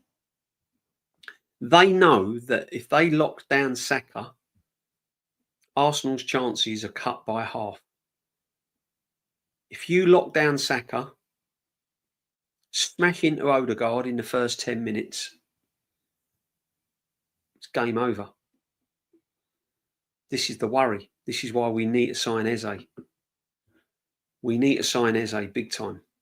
DJB, of course, Robbie Fowler was better, but Owen wasn't ruined when they rushed him back from hamstring. This is my worry with Saka, you know, Marin the Red. This is my worry with Saka. And welcome to the community, my friends. Listen, all fans are welcome here, guys. You know, don't be afraid just because you're not an Arsenal fan, you can't come in. My chat will respect you 100%. If they don't, they get barred. And they get barred from other channels as well. So listen, we're all heroes on the community. And as I've said right from the start, guys, when I started this, we're all football fans. Don't matter what team you support, we are all football fans. We all go through the same pain. We all want the same things for our football team. You know, and we follow our football teams in all different ways. Whether you're watching them from home, whether you go live, it doesn't matter. We're all part of the community. So whether you're a Liverpool fan, Spurs fan, Chelsea fan, Birmingham, Aston Villa, doesn't matter. All welcome, guys. We're all football. It's a football channel at the end of the day.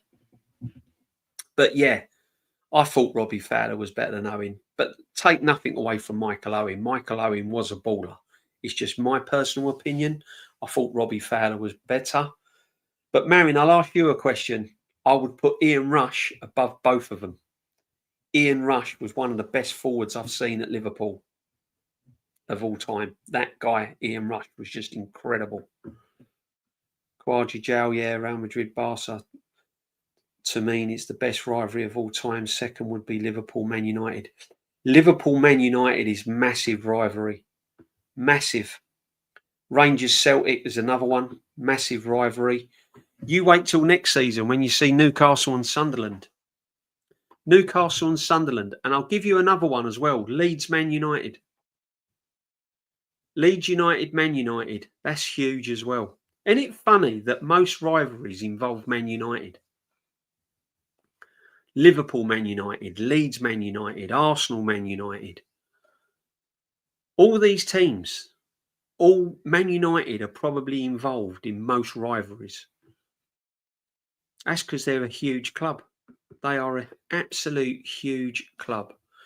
Yeah, this clown Arteta put Lacazette deep in midfield and Aubameyang on left wing. Exactly.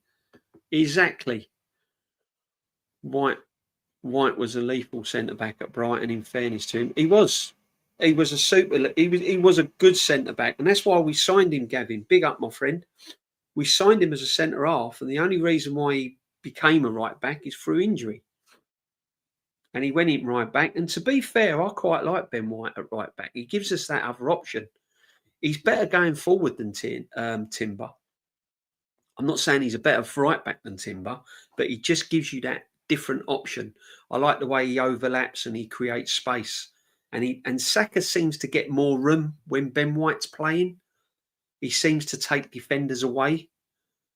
And Saka just gets into that kind of, he just drops into that central position more. He cuts inside more when Ben White's playing. And that's the option he gives you. Marin the Red, why El Clasico over the Northwest Derby? Yeah, I mean, that derby's massive. Celtic Rangers, yeah, that's huge. Would you rather see Arsenal relegated than Spurs win the league? Oh, that's one of them questions, isn't it?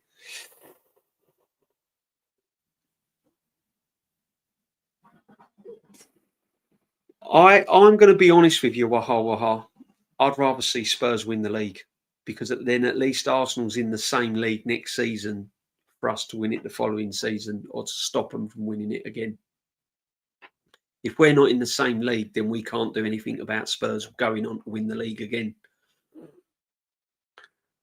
For me, I've never experienced relegation.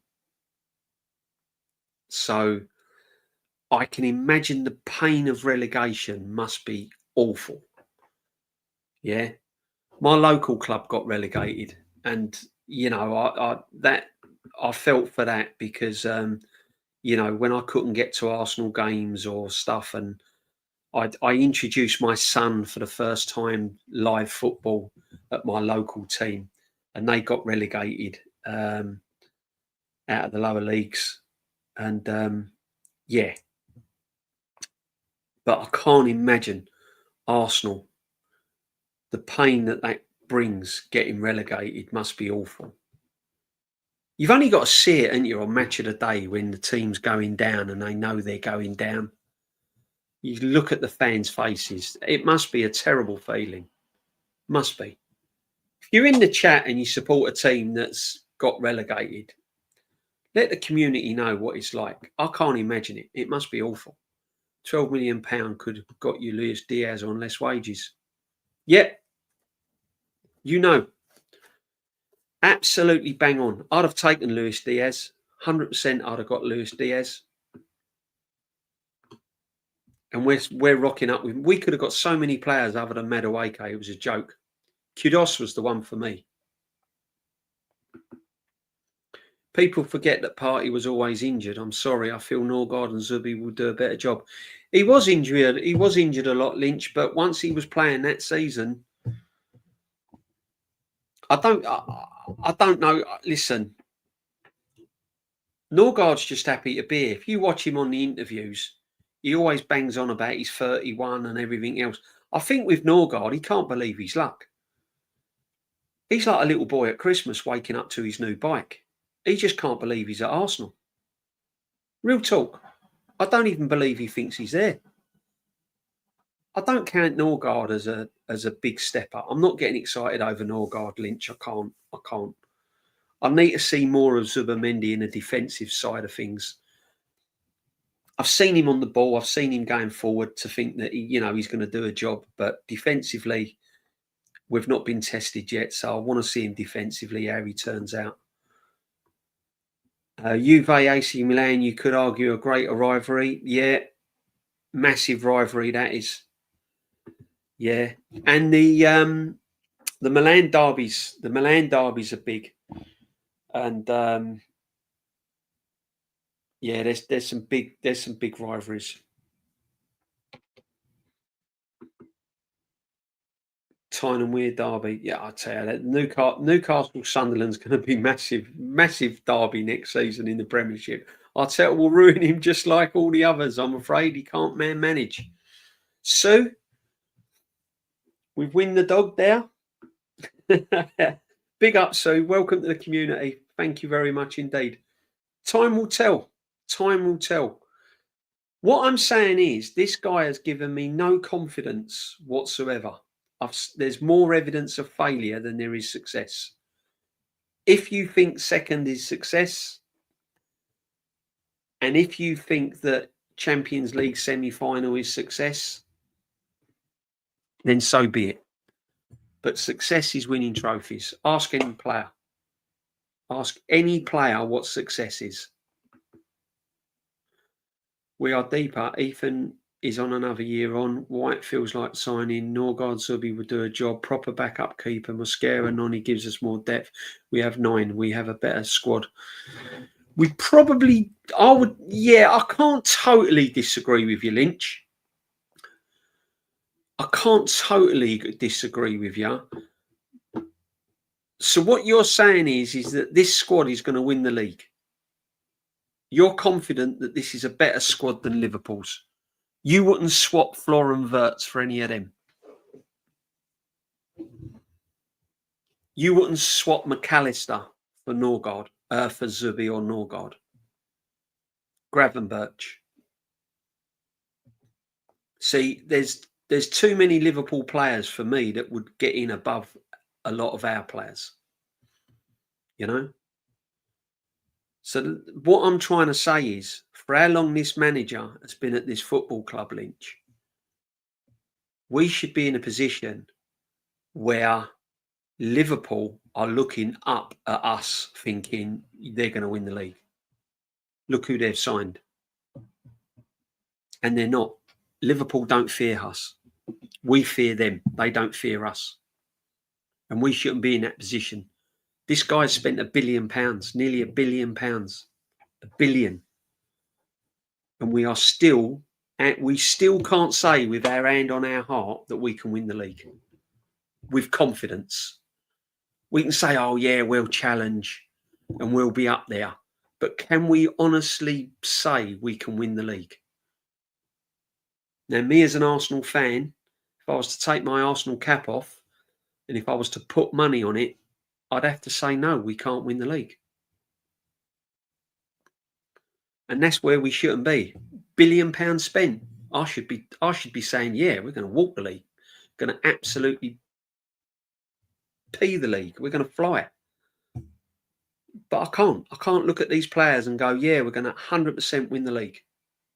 I can't. DJB, Kenny Dalglish was even better than Ian Rush. Yeah, I would say so, man.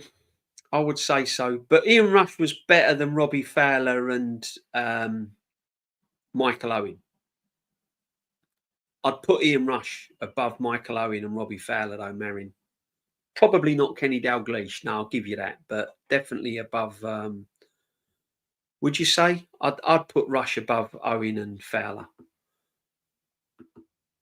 Arsenal are the only team never relegated. Never been relegated, my friend. Never been relegated, and hopefully I will never ever see it. I can't imagine the pain. I can't imagine it. Marion, we had both on the same team. Have Everton been relegated?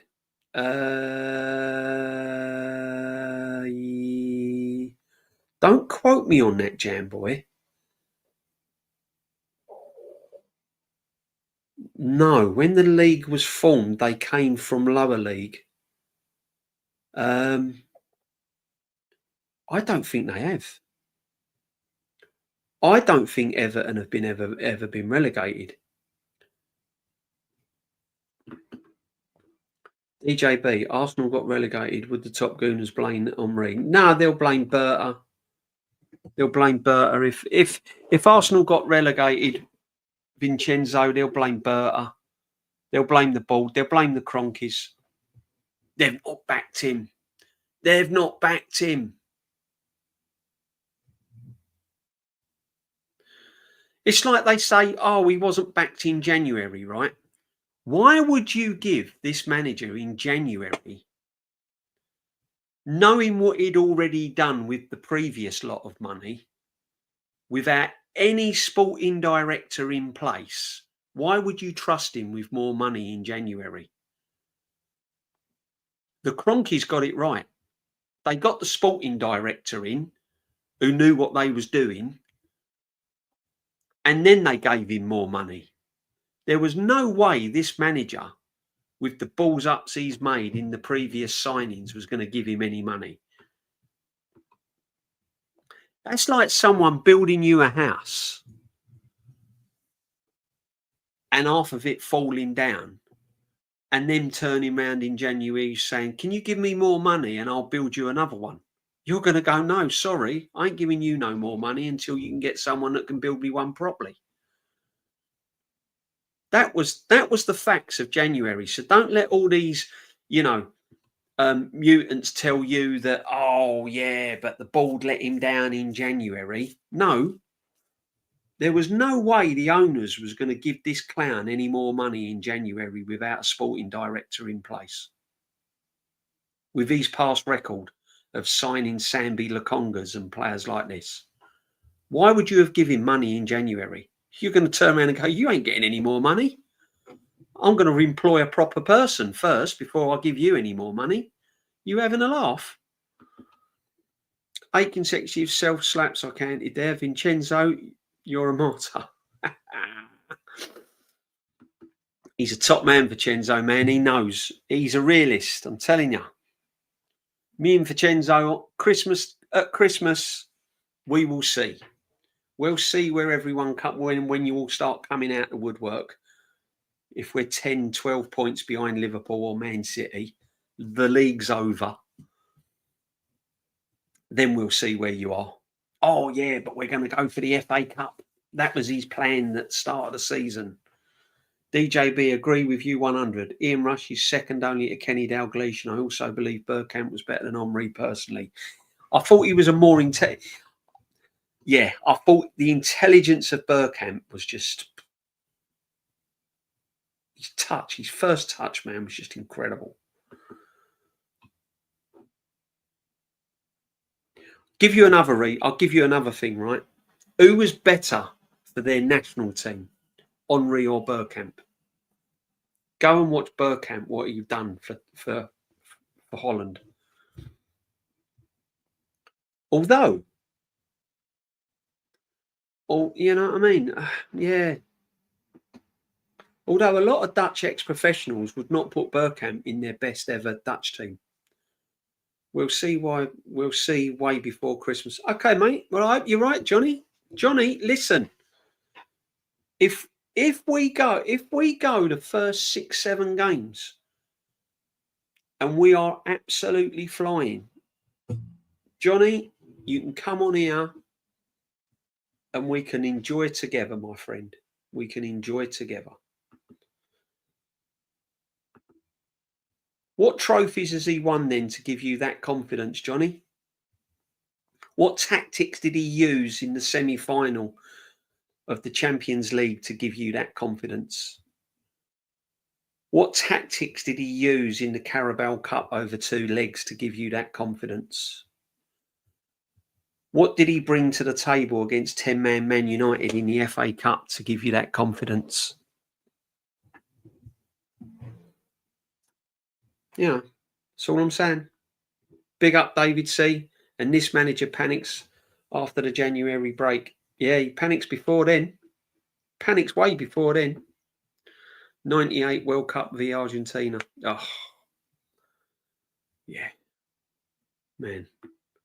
Different world. Different world. Exactly, NG Sports. NG Sports, big up, my friends. Big up. Do you know what, though? I think with Gyokeres, we have to find a way to get this brother scoring goals. You know, thanks for your comments, guys. Honestly, so much appreciated, all of you. Thank you very much indeed. Do appreciate it, 100%. Let's go, let's go. Come on.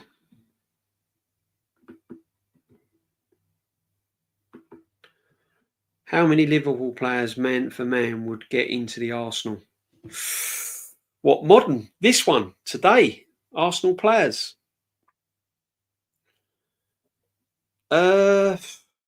Saka. What was Saka over Salah?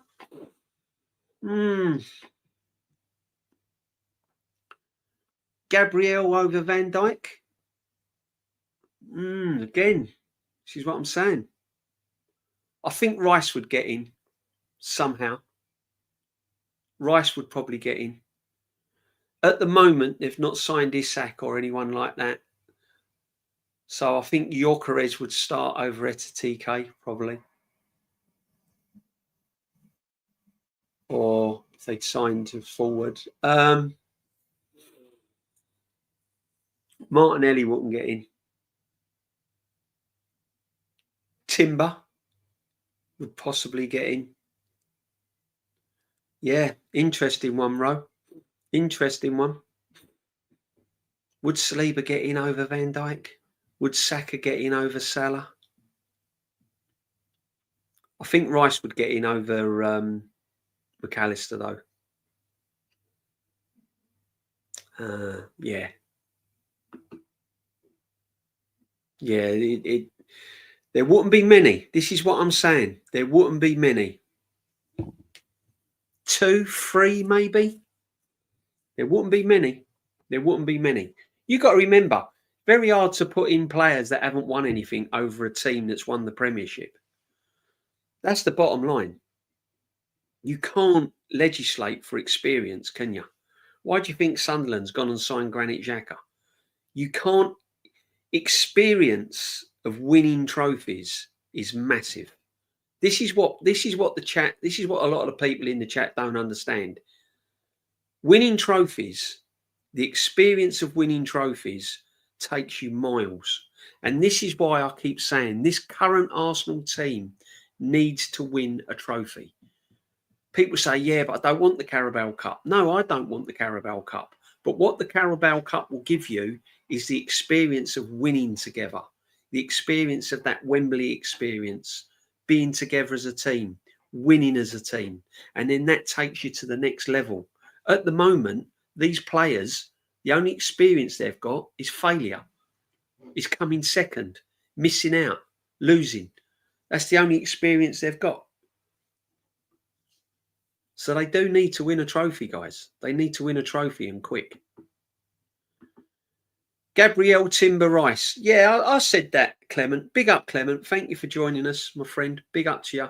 I said Gabriel, Timber Rice, Saliba, perhaps Timber and Rice would probably get in. There wouldn't be many. There wouldn't be many. McAllister is top for me. McAllister's a baller, mate. He's a World Cup winner. This is what I'm saying. In big games, would you play McAllister or Rice in that final? This guy's won the World Cup. He's won the Premiership. Rice has won the Conference League. I don't know. Who would you play? DJB, sorry, forgot to mention before that I absolutely love your channel and what you stand for, holding your club up to the highest standards. Also follow League Unashamed. Yeah, big up, my friend. Big up, Marion. Thank you very much, my friend. Respect to you, 100. Yeah, big up Liverpool as well. So, it's a lovely, lovely city with lovely people and great fans. And the history of your football club is up there like Arsenal's. It's amazing. Brilliant. Big up, my friend. Listen, you have to have high standards. If you don't have high standards, then there's no point supporting it. It's no point following any sport, is there? What's the point? What's the point? There's no point. They just won Singapore Cup. It's up there with the Charity Shield. If that's all we win all season, there'd be fans gassing that up. Oh, look what we've done in Singapore. DJB, the first 6 games will sign Arteta's fate. Yeah, I'd say the first 8. First 8 games is going to decide this season. 100%. You will know very, very quickly how this season's going to go within the first 8 games. I'm glad for that fixture list. That fixture list, to me, I was gassed up about because I wanted a tough start. Because that tough start will set the standards to where we're going to be this season. If you'd have started with Burnley, no disrespect, Sunderland at home and teams like that, and we'd have got 9 points on the board straight away, it wouldn't have told us anything. People would start going, oh, look at us, we're going to win the league. Look at us, 9 points, 3 out of 3. Yeah.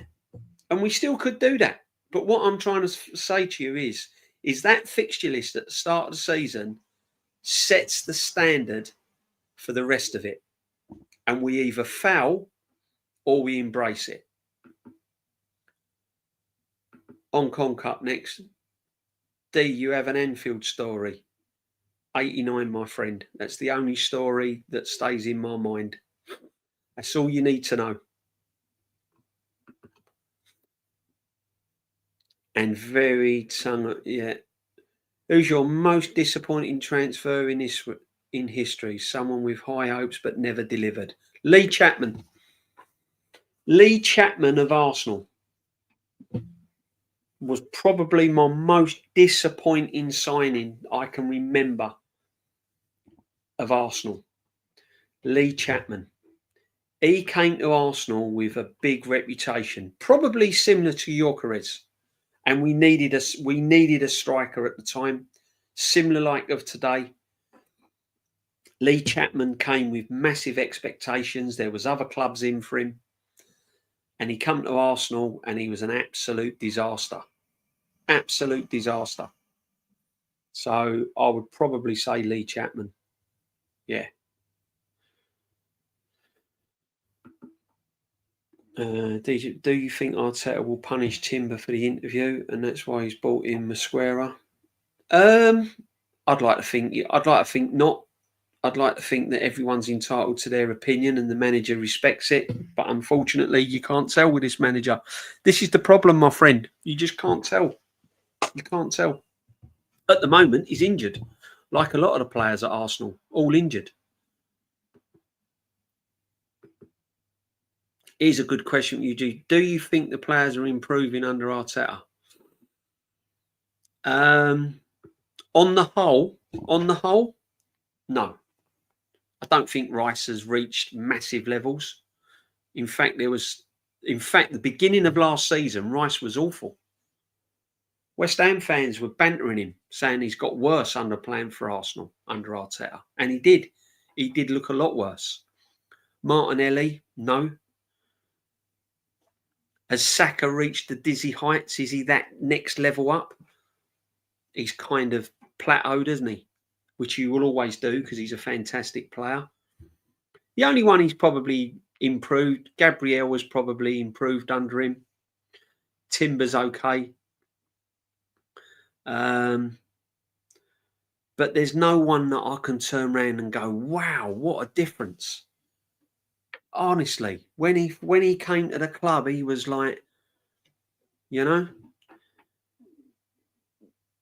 So on the whole, I wouldn't say anyone's really, really improved massively. And we'll have to see. We'll have to see next season. But under George Graham, some players were unrecognisable by the end of the season. Like Kevin Richardson and players like that, and Martin Hayes and Rocastles and all that. They were just, you looked at them and you thought, wow, that's not the same player. You should troll everyone and put the Asian Cup photo in your intro. Yeah, I'd get done with cold. You got to be careful what you put in intros. See, that's why I said we're going to know way before Christmas. We will. We will, Johnny. See, Johnny, you're expecting to win the Premier League. Really, you should be expecting to win the Premier League. The manager's been in place now long enough. You've had £1 billion spent on the club. We should be favourites to win the league, without a doubt.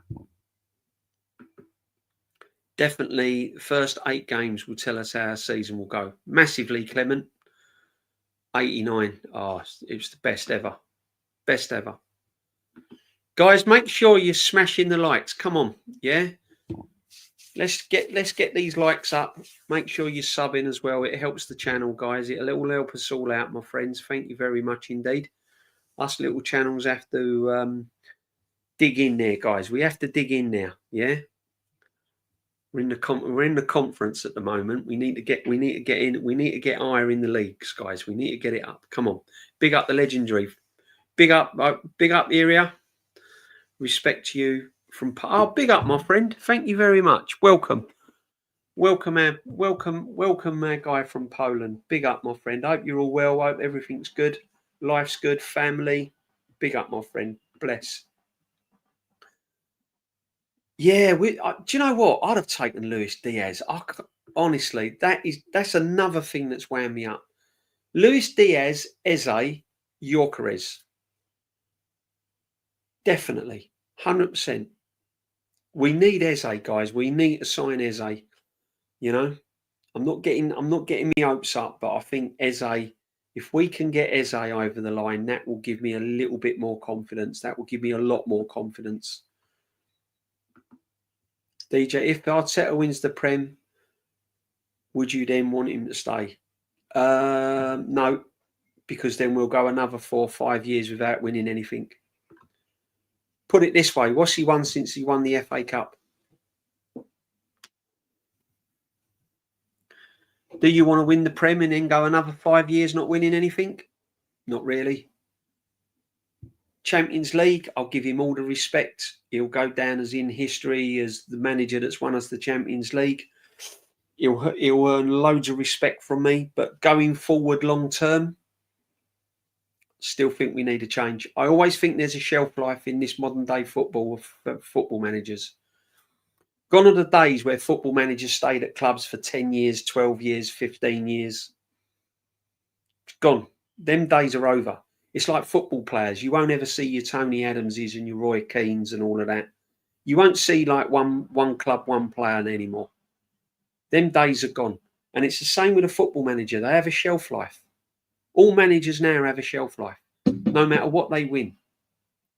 5 years is probably the maximum length of stay now for any football manager. Look at Pep.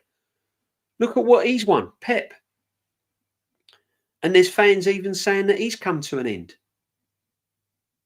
I reckon there's some Man City fans that probably wanted Pep to go last season. I bet you there's football fans out there in Man City that probably would turn around and say Pep should have gone last season. Thanks for everything you've done. Best manager in our football history. However, you've reached your level. You've reached your limit. Managers have got a shelf life. They know that. They're not silly. They're not silly. As I said, I'd give him all the respect if he won the Premiership, if he won the Champions League, all the respect in the world. But I would still move him on because I think that it would then take him another 4 or 5 years to win something else, and that's too long. Spot on. The aim of the game is to win. Finishing second in the league just means you're just first loser.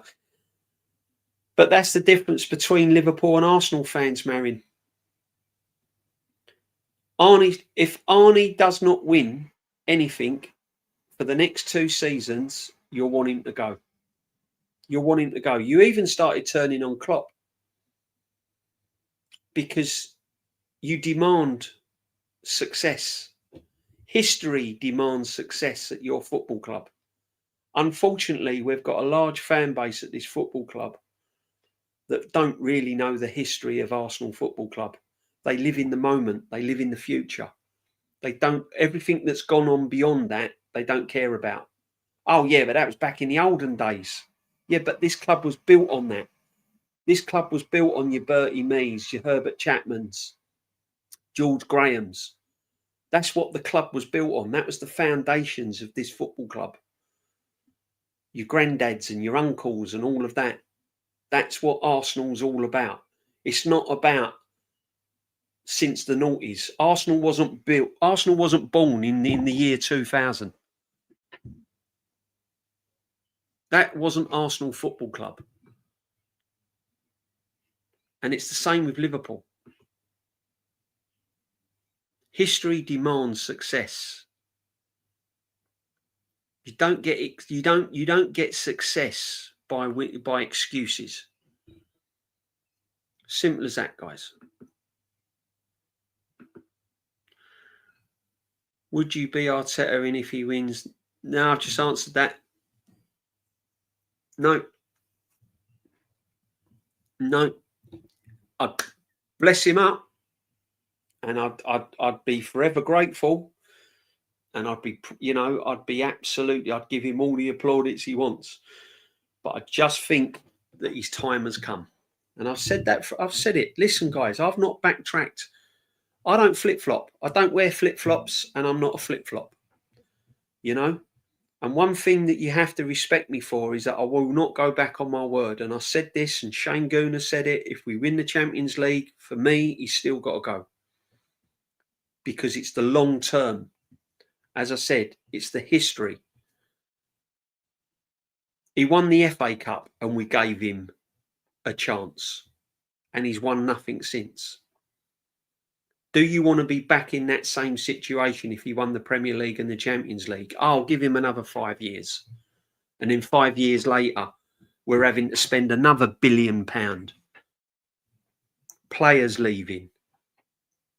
Winning nothing.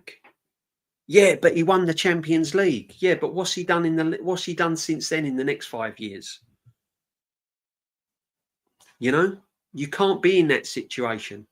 That's why Chelsea, that's why Abramovich kept changing managers, kept it fresh, kept changing it, kept bringing different managers in to win things till he got it right. You can't keep giving managers buys just because they win something. You have to keep it fresh. You can't. I'm not saying sack a manager every 2 seasons, but 5 seasons. 5, 6 max is probably about the limit now for a football manager. You think Saka could leave? Yeah, 100%. Saka will be gone if we do not win anything next season. He'll be gone. Telling you. Saka's not going to be the next Harry Kane. By random DJ, but what your thoughts on Jurgen Klopp? For me, not only did he win titles, he rebuilt the club from mediocrity and probably allowed the club to spend big. Jurgen Klopp was a great manager. I wanted him at Arsenal. Before he went with all the Wenger saga, when Klopp was available, I said, go and get Jurgen Klopp. That's who I wanted at Arsenal. But he went to Liverpool and the rest is history. And I hope he comes back. I hope he comes back soon because I think you need a Jurgen Klopp. You need managers like that in the Premier League. Just another year. Nope. DJB, if he wins, the US fan base will start attacking people if someone says he still wants the manager out. Yeah, I know. I know they will. I know they will. Like they did like they keep on doing it. But they'll keep on doing that because the problem is, right, this guy is bigger than the football club. And they're frightened of change because it's the best they've ever known. They've known no better. To them, this is Arsenal. This is the history. All what Arteta's done is like better than anything they've ever seen. They've not seen any better. A lot of these fans have not seen us win doubles and the leagues and all of that. But there's a lot of fans that are my age, that have seen us do great things and know the history of the club. And they still laud this manager. It's crazy. Imagine you go on Christian if Arteta win the Champions League. Yeah, imagine it. Imagine me. I'll be over the moon if we win the Champions League. Oh my God. Of course I will. But I would still keep my feet on the ground and I would still long term. Excuse me, guys. 1 second. I'll be back.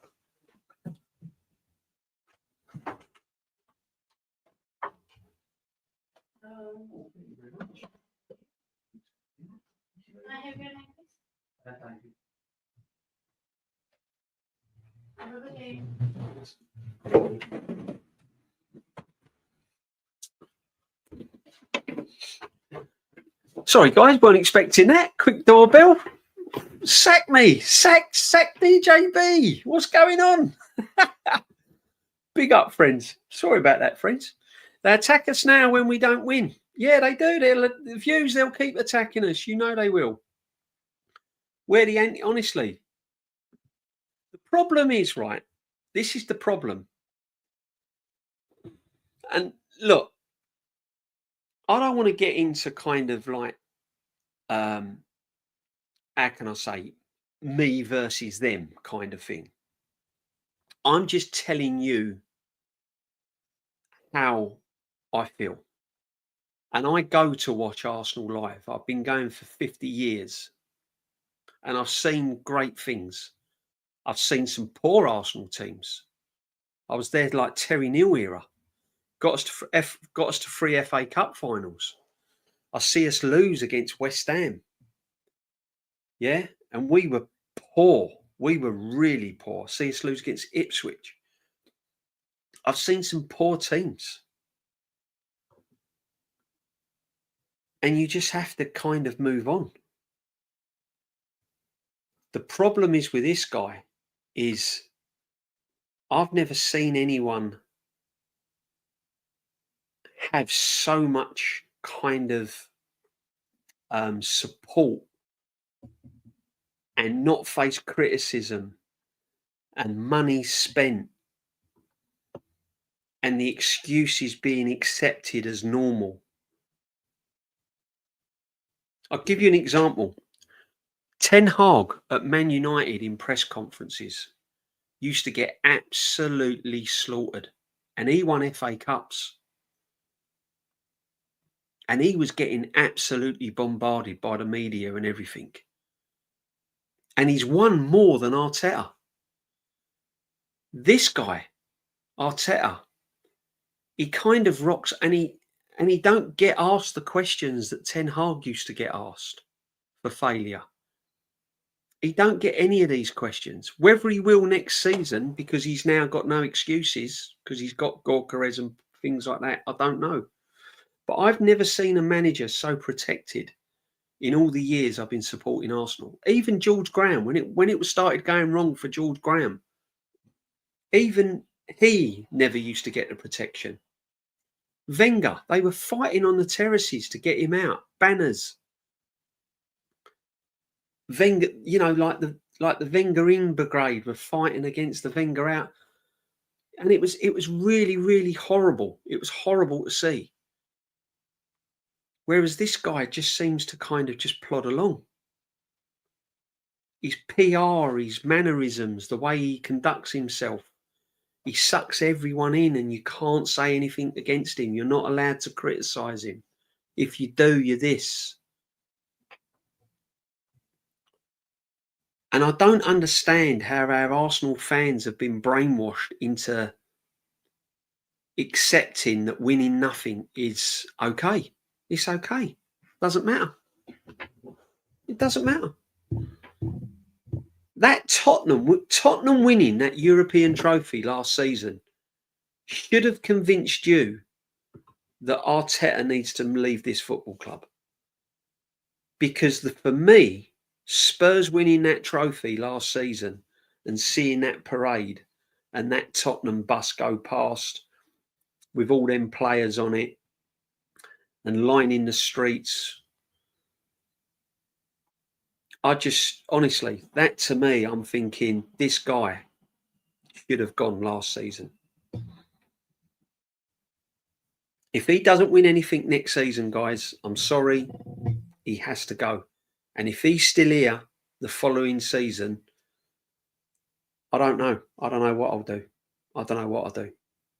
I really don't. If this kid plays free roam number 10, we will win. Yeah. Oh, yeah, 100%. This is the last season. It's simple. Why they don't ask those questions? Nobody can destroy us now. United gets destroyed like every other week.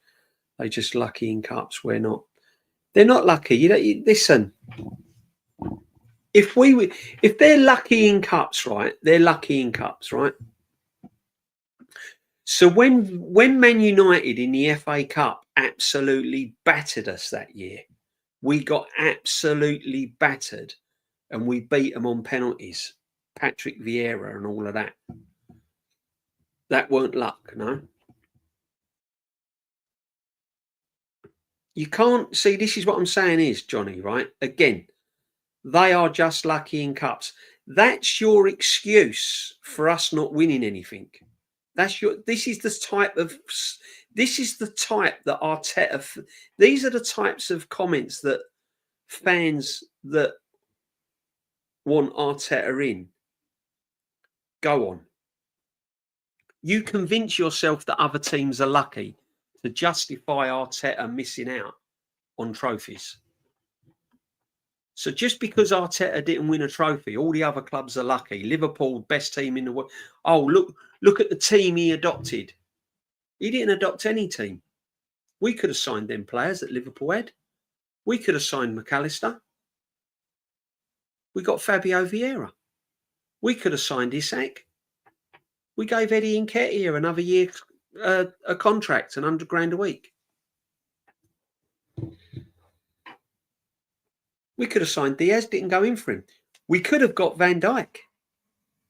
Didn't bother. Too expensive, apparently. Didn't need him. So all these players we could have got.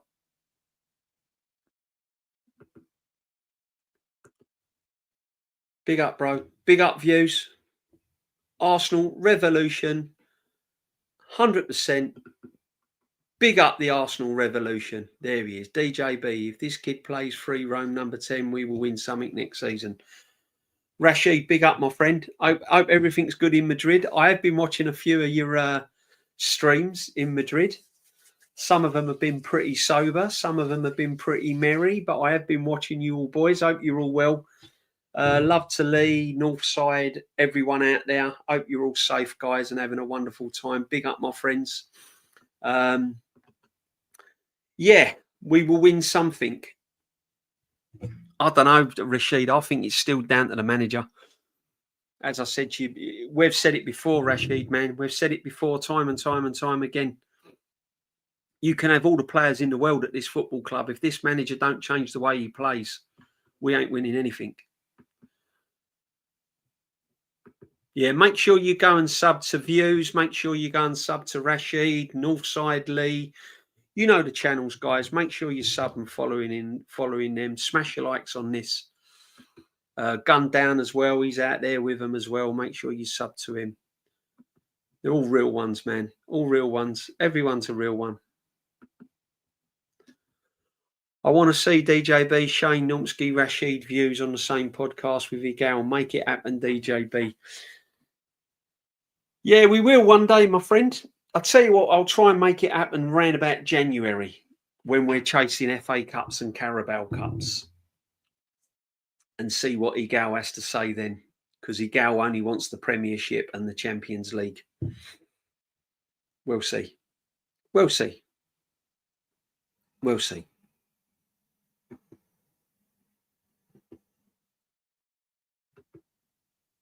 Arsenal history and more. Yeah, man.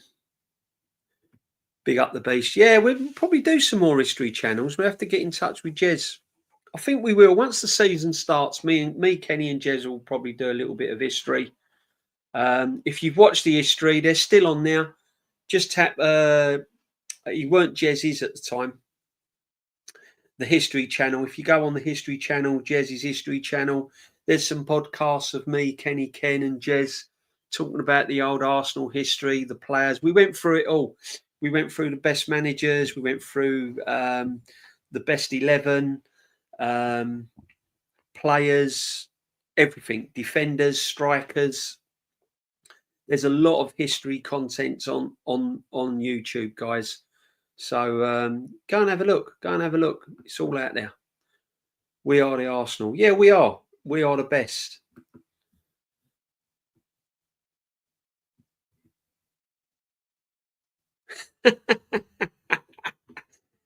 Johnny, you've been banned from the other platforms. Really? I'll tell you what, if you don't behave on mine, I'll ban you on this one as well, all right? Listen, guys, everyone's welcome. As long as it's clean, I don't have people's opinions on this channel. Don't threaten me, guys, all right? If it's abusive or you abuse one another, then that's different. But listen, you're respecting my views and I'm respecting yours. You're standing by the manager and you think he's the best thing since sliced bread. That's fair enough. I, on the other hand, don't, because I've seen better and I've witnessed better. probably unlike you, mate. Unlike you, Johnny. So that's where we are. I've witnessed it and seen it. That's why I can hold my head up high, because me, Jezza, Kenny, we've been through it all. We know. We know.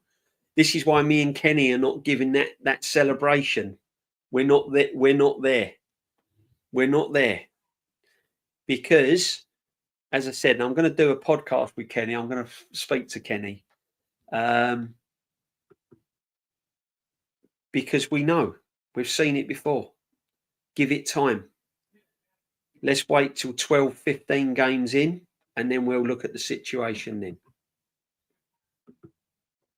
DJB, the fact that Arteta chose to sign Vieira instead of Vitinha just shows you. Yeah, exactly. Exactly. So why would you, as an owner, give this guy in January more money when you've seen signings like that? You just wouldn't do it. All this about the board never backed him. No, the board never. Yeah, too right. The board never backed him. Would you? Would you? If you trust someone with your money and they go and lose it, yeah, do us a favour. Go put that £2,000 in the bank.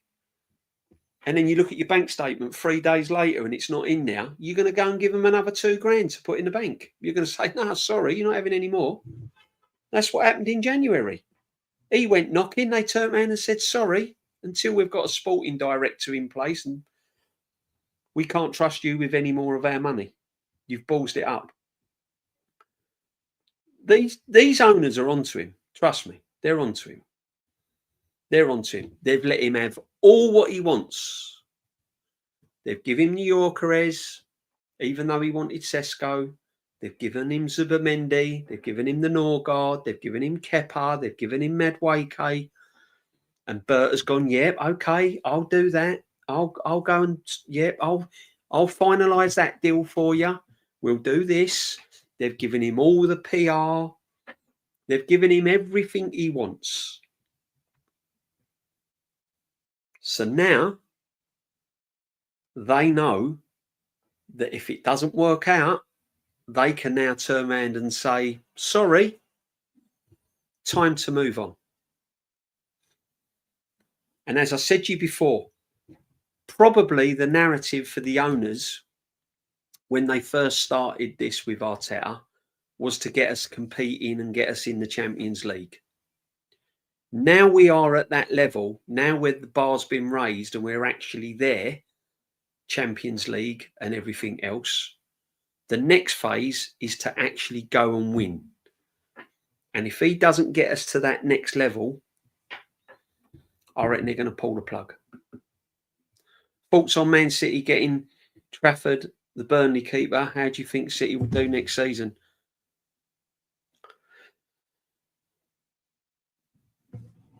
Beastly. Do you know what? Trafford's a good goalkeeper. Trafford is decent. He's decent. Don't know a lot about him, but he's decent. And I think City, I think City will be there or thereabouts next season. Got to sort out your defence a little bit, though. I don't know how he's going to do that, but yeah, City's going to be there. I think it's going to be out of City in Liverpool. That game at the Emirates will be key. That game at the Emirates will be key early in the season. Again, that will set the levels where City's going to be. But yeah, no, they're going to be strong, man. How can you write off Man City? You can't, can you? Fantastic manager, spent loads of money, great players. Haaland as your striker. Come on, man. You can't write off City. They're going to be there or thereabouts. Yes, this year is the last, I think. Yeah. Glad you've admitted it, Johnny. What make you support Arsenal? Family. Granddad was a programme seller at the Arsenal. My uncles used to work on the turnstiles. I had uncles that had trials at Arsenal and played for Arsenal youth. Used to do the groundsman as well. Mum and dad, nan, granddad, aunts, uncles all lived at Highbury, all lived in Avenel Road. which is just round the corner. As you know, where Avenel Road is, North London. So yeah, everyone, just all family guys, all in. It's in my blood. Even if Arsenal was in the Conference League, I would have supported Arsenal because it's family. It's where I'm from. Even though I moved to Essex at an early age, it's all there. And I was taken to Arsenal, when I was 5 years old. Never looked back. That walk up, I'll never forget it. Never forget it as a little boy. It was just incredible going with my uncle. Amazing. Absolutely amazing. I think I was in the East Stand and I was looking across to the North Bank and they was jumping up and down, singing and the flags waving and the floodlights were on as well. It was just amazing. Just amazing. Yeah. So it's in me, my friend. It's in me. Family. Got bad ones telling me stuff. I've got good ones telling me stuff. My Ghana team's trying to feed me yuck, babe. I don't eat that stuff. DJB, where's your JVC Arsenal shirt? It's hanging up, my friend. I've got loads of Arsenal shirts. As I said, I've never been one. Funny, Rory Jennings is getting absolute pelters, isn't he, for like grown men wearing football shirts, right? I'm a bit different. It's just never been me. I've never been one for wearing football shirts. And I'm not jumping on the bandwagon. I said this months ago before even this was an issue. I said it months and months ago. I've just never been one for wearing football shirts. It's just never been me. Just something I've bought them and I've got them in sort of, hanging up and I've got them stored, but I've just never been one for wearing football shirts to football matches. Just haven't done it. Wore a little kind of badge with an emblem on it. I always wear a little badge, like a little badge on here or sometimes on my sleeve and stuff like that, but just never been one for wearing football shirts. Don't know why, but I don't ridicule anyone that does. I think it's lovely. If you want to wear a football shirt and you're a grown man, no matter what age, if that's what you do, that's what you do. I ain't got a problem with it. I haven't got a problem with it. But for me, it's just something that I've never done personally. But I have got shirts. I took my daughter to Arsenal age 4, though she couldn't support another team. Yeah, it's it. It's in you. It's in you. And if you're like me and Jez and you've got family and you've been brought up round there like Kenny and all of that, and it's in your roots. Once it's in your roots, that's it, guys. What is the song, by the way? That was a song, by the way. Have you heard of it? No, I haven't, my friend. In my day, you support your local team. Highbury Stadium was the bottom of my road. Nowadays, people just support whoever's winning and popular. Yeah, it seems the way. I think that always was back then, though. I mean, I remember when I was at school. Everyone used to support Liverpool, so they used to win everything. And then from Liverpool, they went from like Man United because they used to win everything. Even though they was like born from like West Ham area. I used to get accused of supporting Arsenal, even though I was brought up in a West Ham area because I was brought here when I was little. My mum and dad moved away from North London then. And I was accused of, you only support Arsenal because they won the FA Cup. And I went, no. But I still think it goes on now with a lot of the youngsters. But very rarely do you get people now support teams from where they're brought up or where they live. I think it's what experiences they have, isn't it? I mean, if you're taken to a football ground at an early age, no matter where you live, you tend to kind of follow that team, don't you? I think, so we'll see. Make sure you're smashing the likes, guys. Make sure you're subbing. That will help. You don't choose your club chooses you. Yeah, I suppose it does, Lynch, in a way. Suppose it does, yeah. It definitely chose me, man. I couldn't odds it. My whole family are Arsenal. My whole family are red and white. Cousins, aunts, uncles, nans, granddads. My dad, mum, everyone, all North Londoners. You know, Christmas used to be a family gathering, and you'd go to the Arsenal Boxing Day over at Highbury, and then you'd come home, and nans and aunts and that would cook all the dinner. And honestly, it's just born in you. You can't get away from it. I'm 34, turning 35 next month. So always have to wear a Liverpool kit to support my club whenever they're playing. Yeah, big up, mate. No problem at all. I ain't got a problem with it. I think it's a little bit harsh to say that grown men of a certain age shouldn't wear a football top, because you go football, it's a day out. If you want to wear the colours, you wear the colours. I haven't got a problem with it. I'm just saying it's personally something I've never done. I've never actually done it. Probably because I had to travel through West Ham to get to Arsenal. And back in the day then, with the ICF and everything, you had an Arsenal shirt on, mate. You weren't making it to the ground. I don't know. Perhaps it's that. Do you know what I mean? No, honestly. If I had to come from East London to North London and I had an Arsenal shirt on back in the 70s and the 80s, and you're on a train and West Ham are playing at home, because 9 out of 10 times West Ham would be playing at home the same as Arsenal, and all the games used to kick off at 3 o'clock. You're sitting on that train and you've got a red and white shirt on with a cannon, and a load of ICF fans pile on that train, you ain't making it to the stadium. You ain't making it to Arsenal. No way. You're making it to A&E, but you're not making it to Arsenal. So perhaps it's that. Perhaps it's because I thought to myself, I can't wear my Arsenal shirt. I'll get beat up. You know? If you lived on top of the ground at Arsenal, nowadays you travel and it's pretty safe. Thank God. It's not like it was when, like, me and Jez was growing up back in the day. Oh my God. You couldn't even pull into a service station without it kicking off. You go on a motorway. We used to travel up to Sheffield and all of that and pull on the M1, pull into the service station. There'd be about 7, 8 teams in the service station. And you'd be running around the car park fighting everyone. It was absolutely mayhem. You fought for your club. That's what you done. That's what you done. I mean, I remember when I went to Burnley once, and they had, honestly, Leeds United, unbelievable. One of the most intimidating places I've ever been to is Ellen Road. Still is. Still is.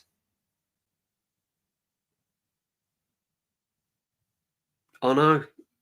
I think Isak's gone. Isak has gone. He's going to Liverpool. They'll sign him by next week.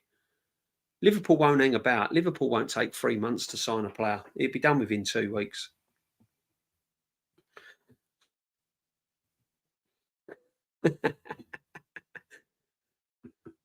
Yeah, some good memories, man. Football back in the day, going to football back in the 70s and 80s was like, right, it was like you run the gauntlet, honestly. You absolutely run the gauntlet. Imagine you took your missus at home and she's a Spurs fan. The amount of, honestly, when you live in places like North London and all that, invariably you'd meet, you'd have mates that were Spurs fans, you'd have best mates that were Spurs fans and you was an Arsenal fan. You'd meet girls that were Spurs fans and you was an Arsenal fan. That's just the way it was. It's like Liverpool, isn't it? There's brothers that support Liverpool and there's sisters and aunts and uncles that support Everton. There's mums are red, dads are blue. That's what it's like in Liverpool. 100%. Van Dijk over Ramos. Oh, Ramos was, I don't know. Oh, that's a tough one. That's a tough one. Anyway, guys, I can't believe it. Where's that time gone? I've spent 2 hours and 20 odd minutes with you guys, which has been an absolute pleasure. Honestly, it's been an absolute pleasure. Max Dowman, new kid on the block, remember. I hope he gets time. I hope he gets minutes. And I hope this player absolutely turns out to be the next Thierry Henry at Arsenal, Dennis Bergkamp, Liam Brady, Alexis Sanchez. I hope he's all of them and more. Let's just hope that he gets managed right, and let's hope he gets the game time. Gyokeres, come on, man. Just score the goals. Just score the goals. Let's hope we can do some madness next season, guys. Yeah. Arsenal used to wear an all the white kit before that. Yeah, they did, man. They did. Yeah, no, it's been an absolute pleasure. Thank you for DJ Beat Next. I want to spank Tottenham, then have a talk. Yeah, listen. If we beat Tottenham Thursday in the friendly, just don't get you too excited, all right? We ain't won nothing. It's always nice to beat our rivals, no matter what game we play in. But yeah, let's just keep a lid on it, because you know what will happen. We'll start going overboard about beating Spurs in a friendly, and then we'll rock up at Spurs and they'll beat us or something in the league. Thanks, Teabag, my friend. Thank you very much indeed. Listen, it's nice just to have a chat. Always a pleasure. This time of year, as I said, let's hope we can get Eze done. We need Eze over the line, guys. Desperately need Eze. Let's get Eze done and dusted.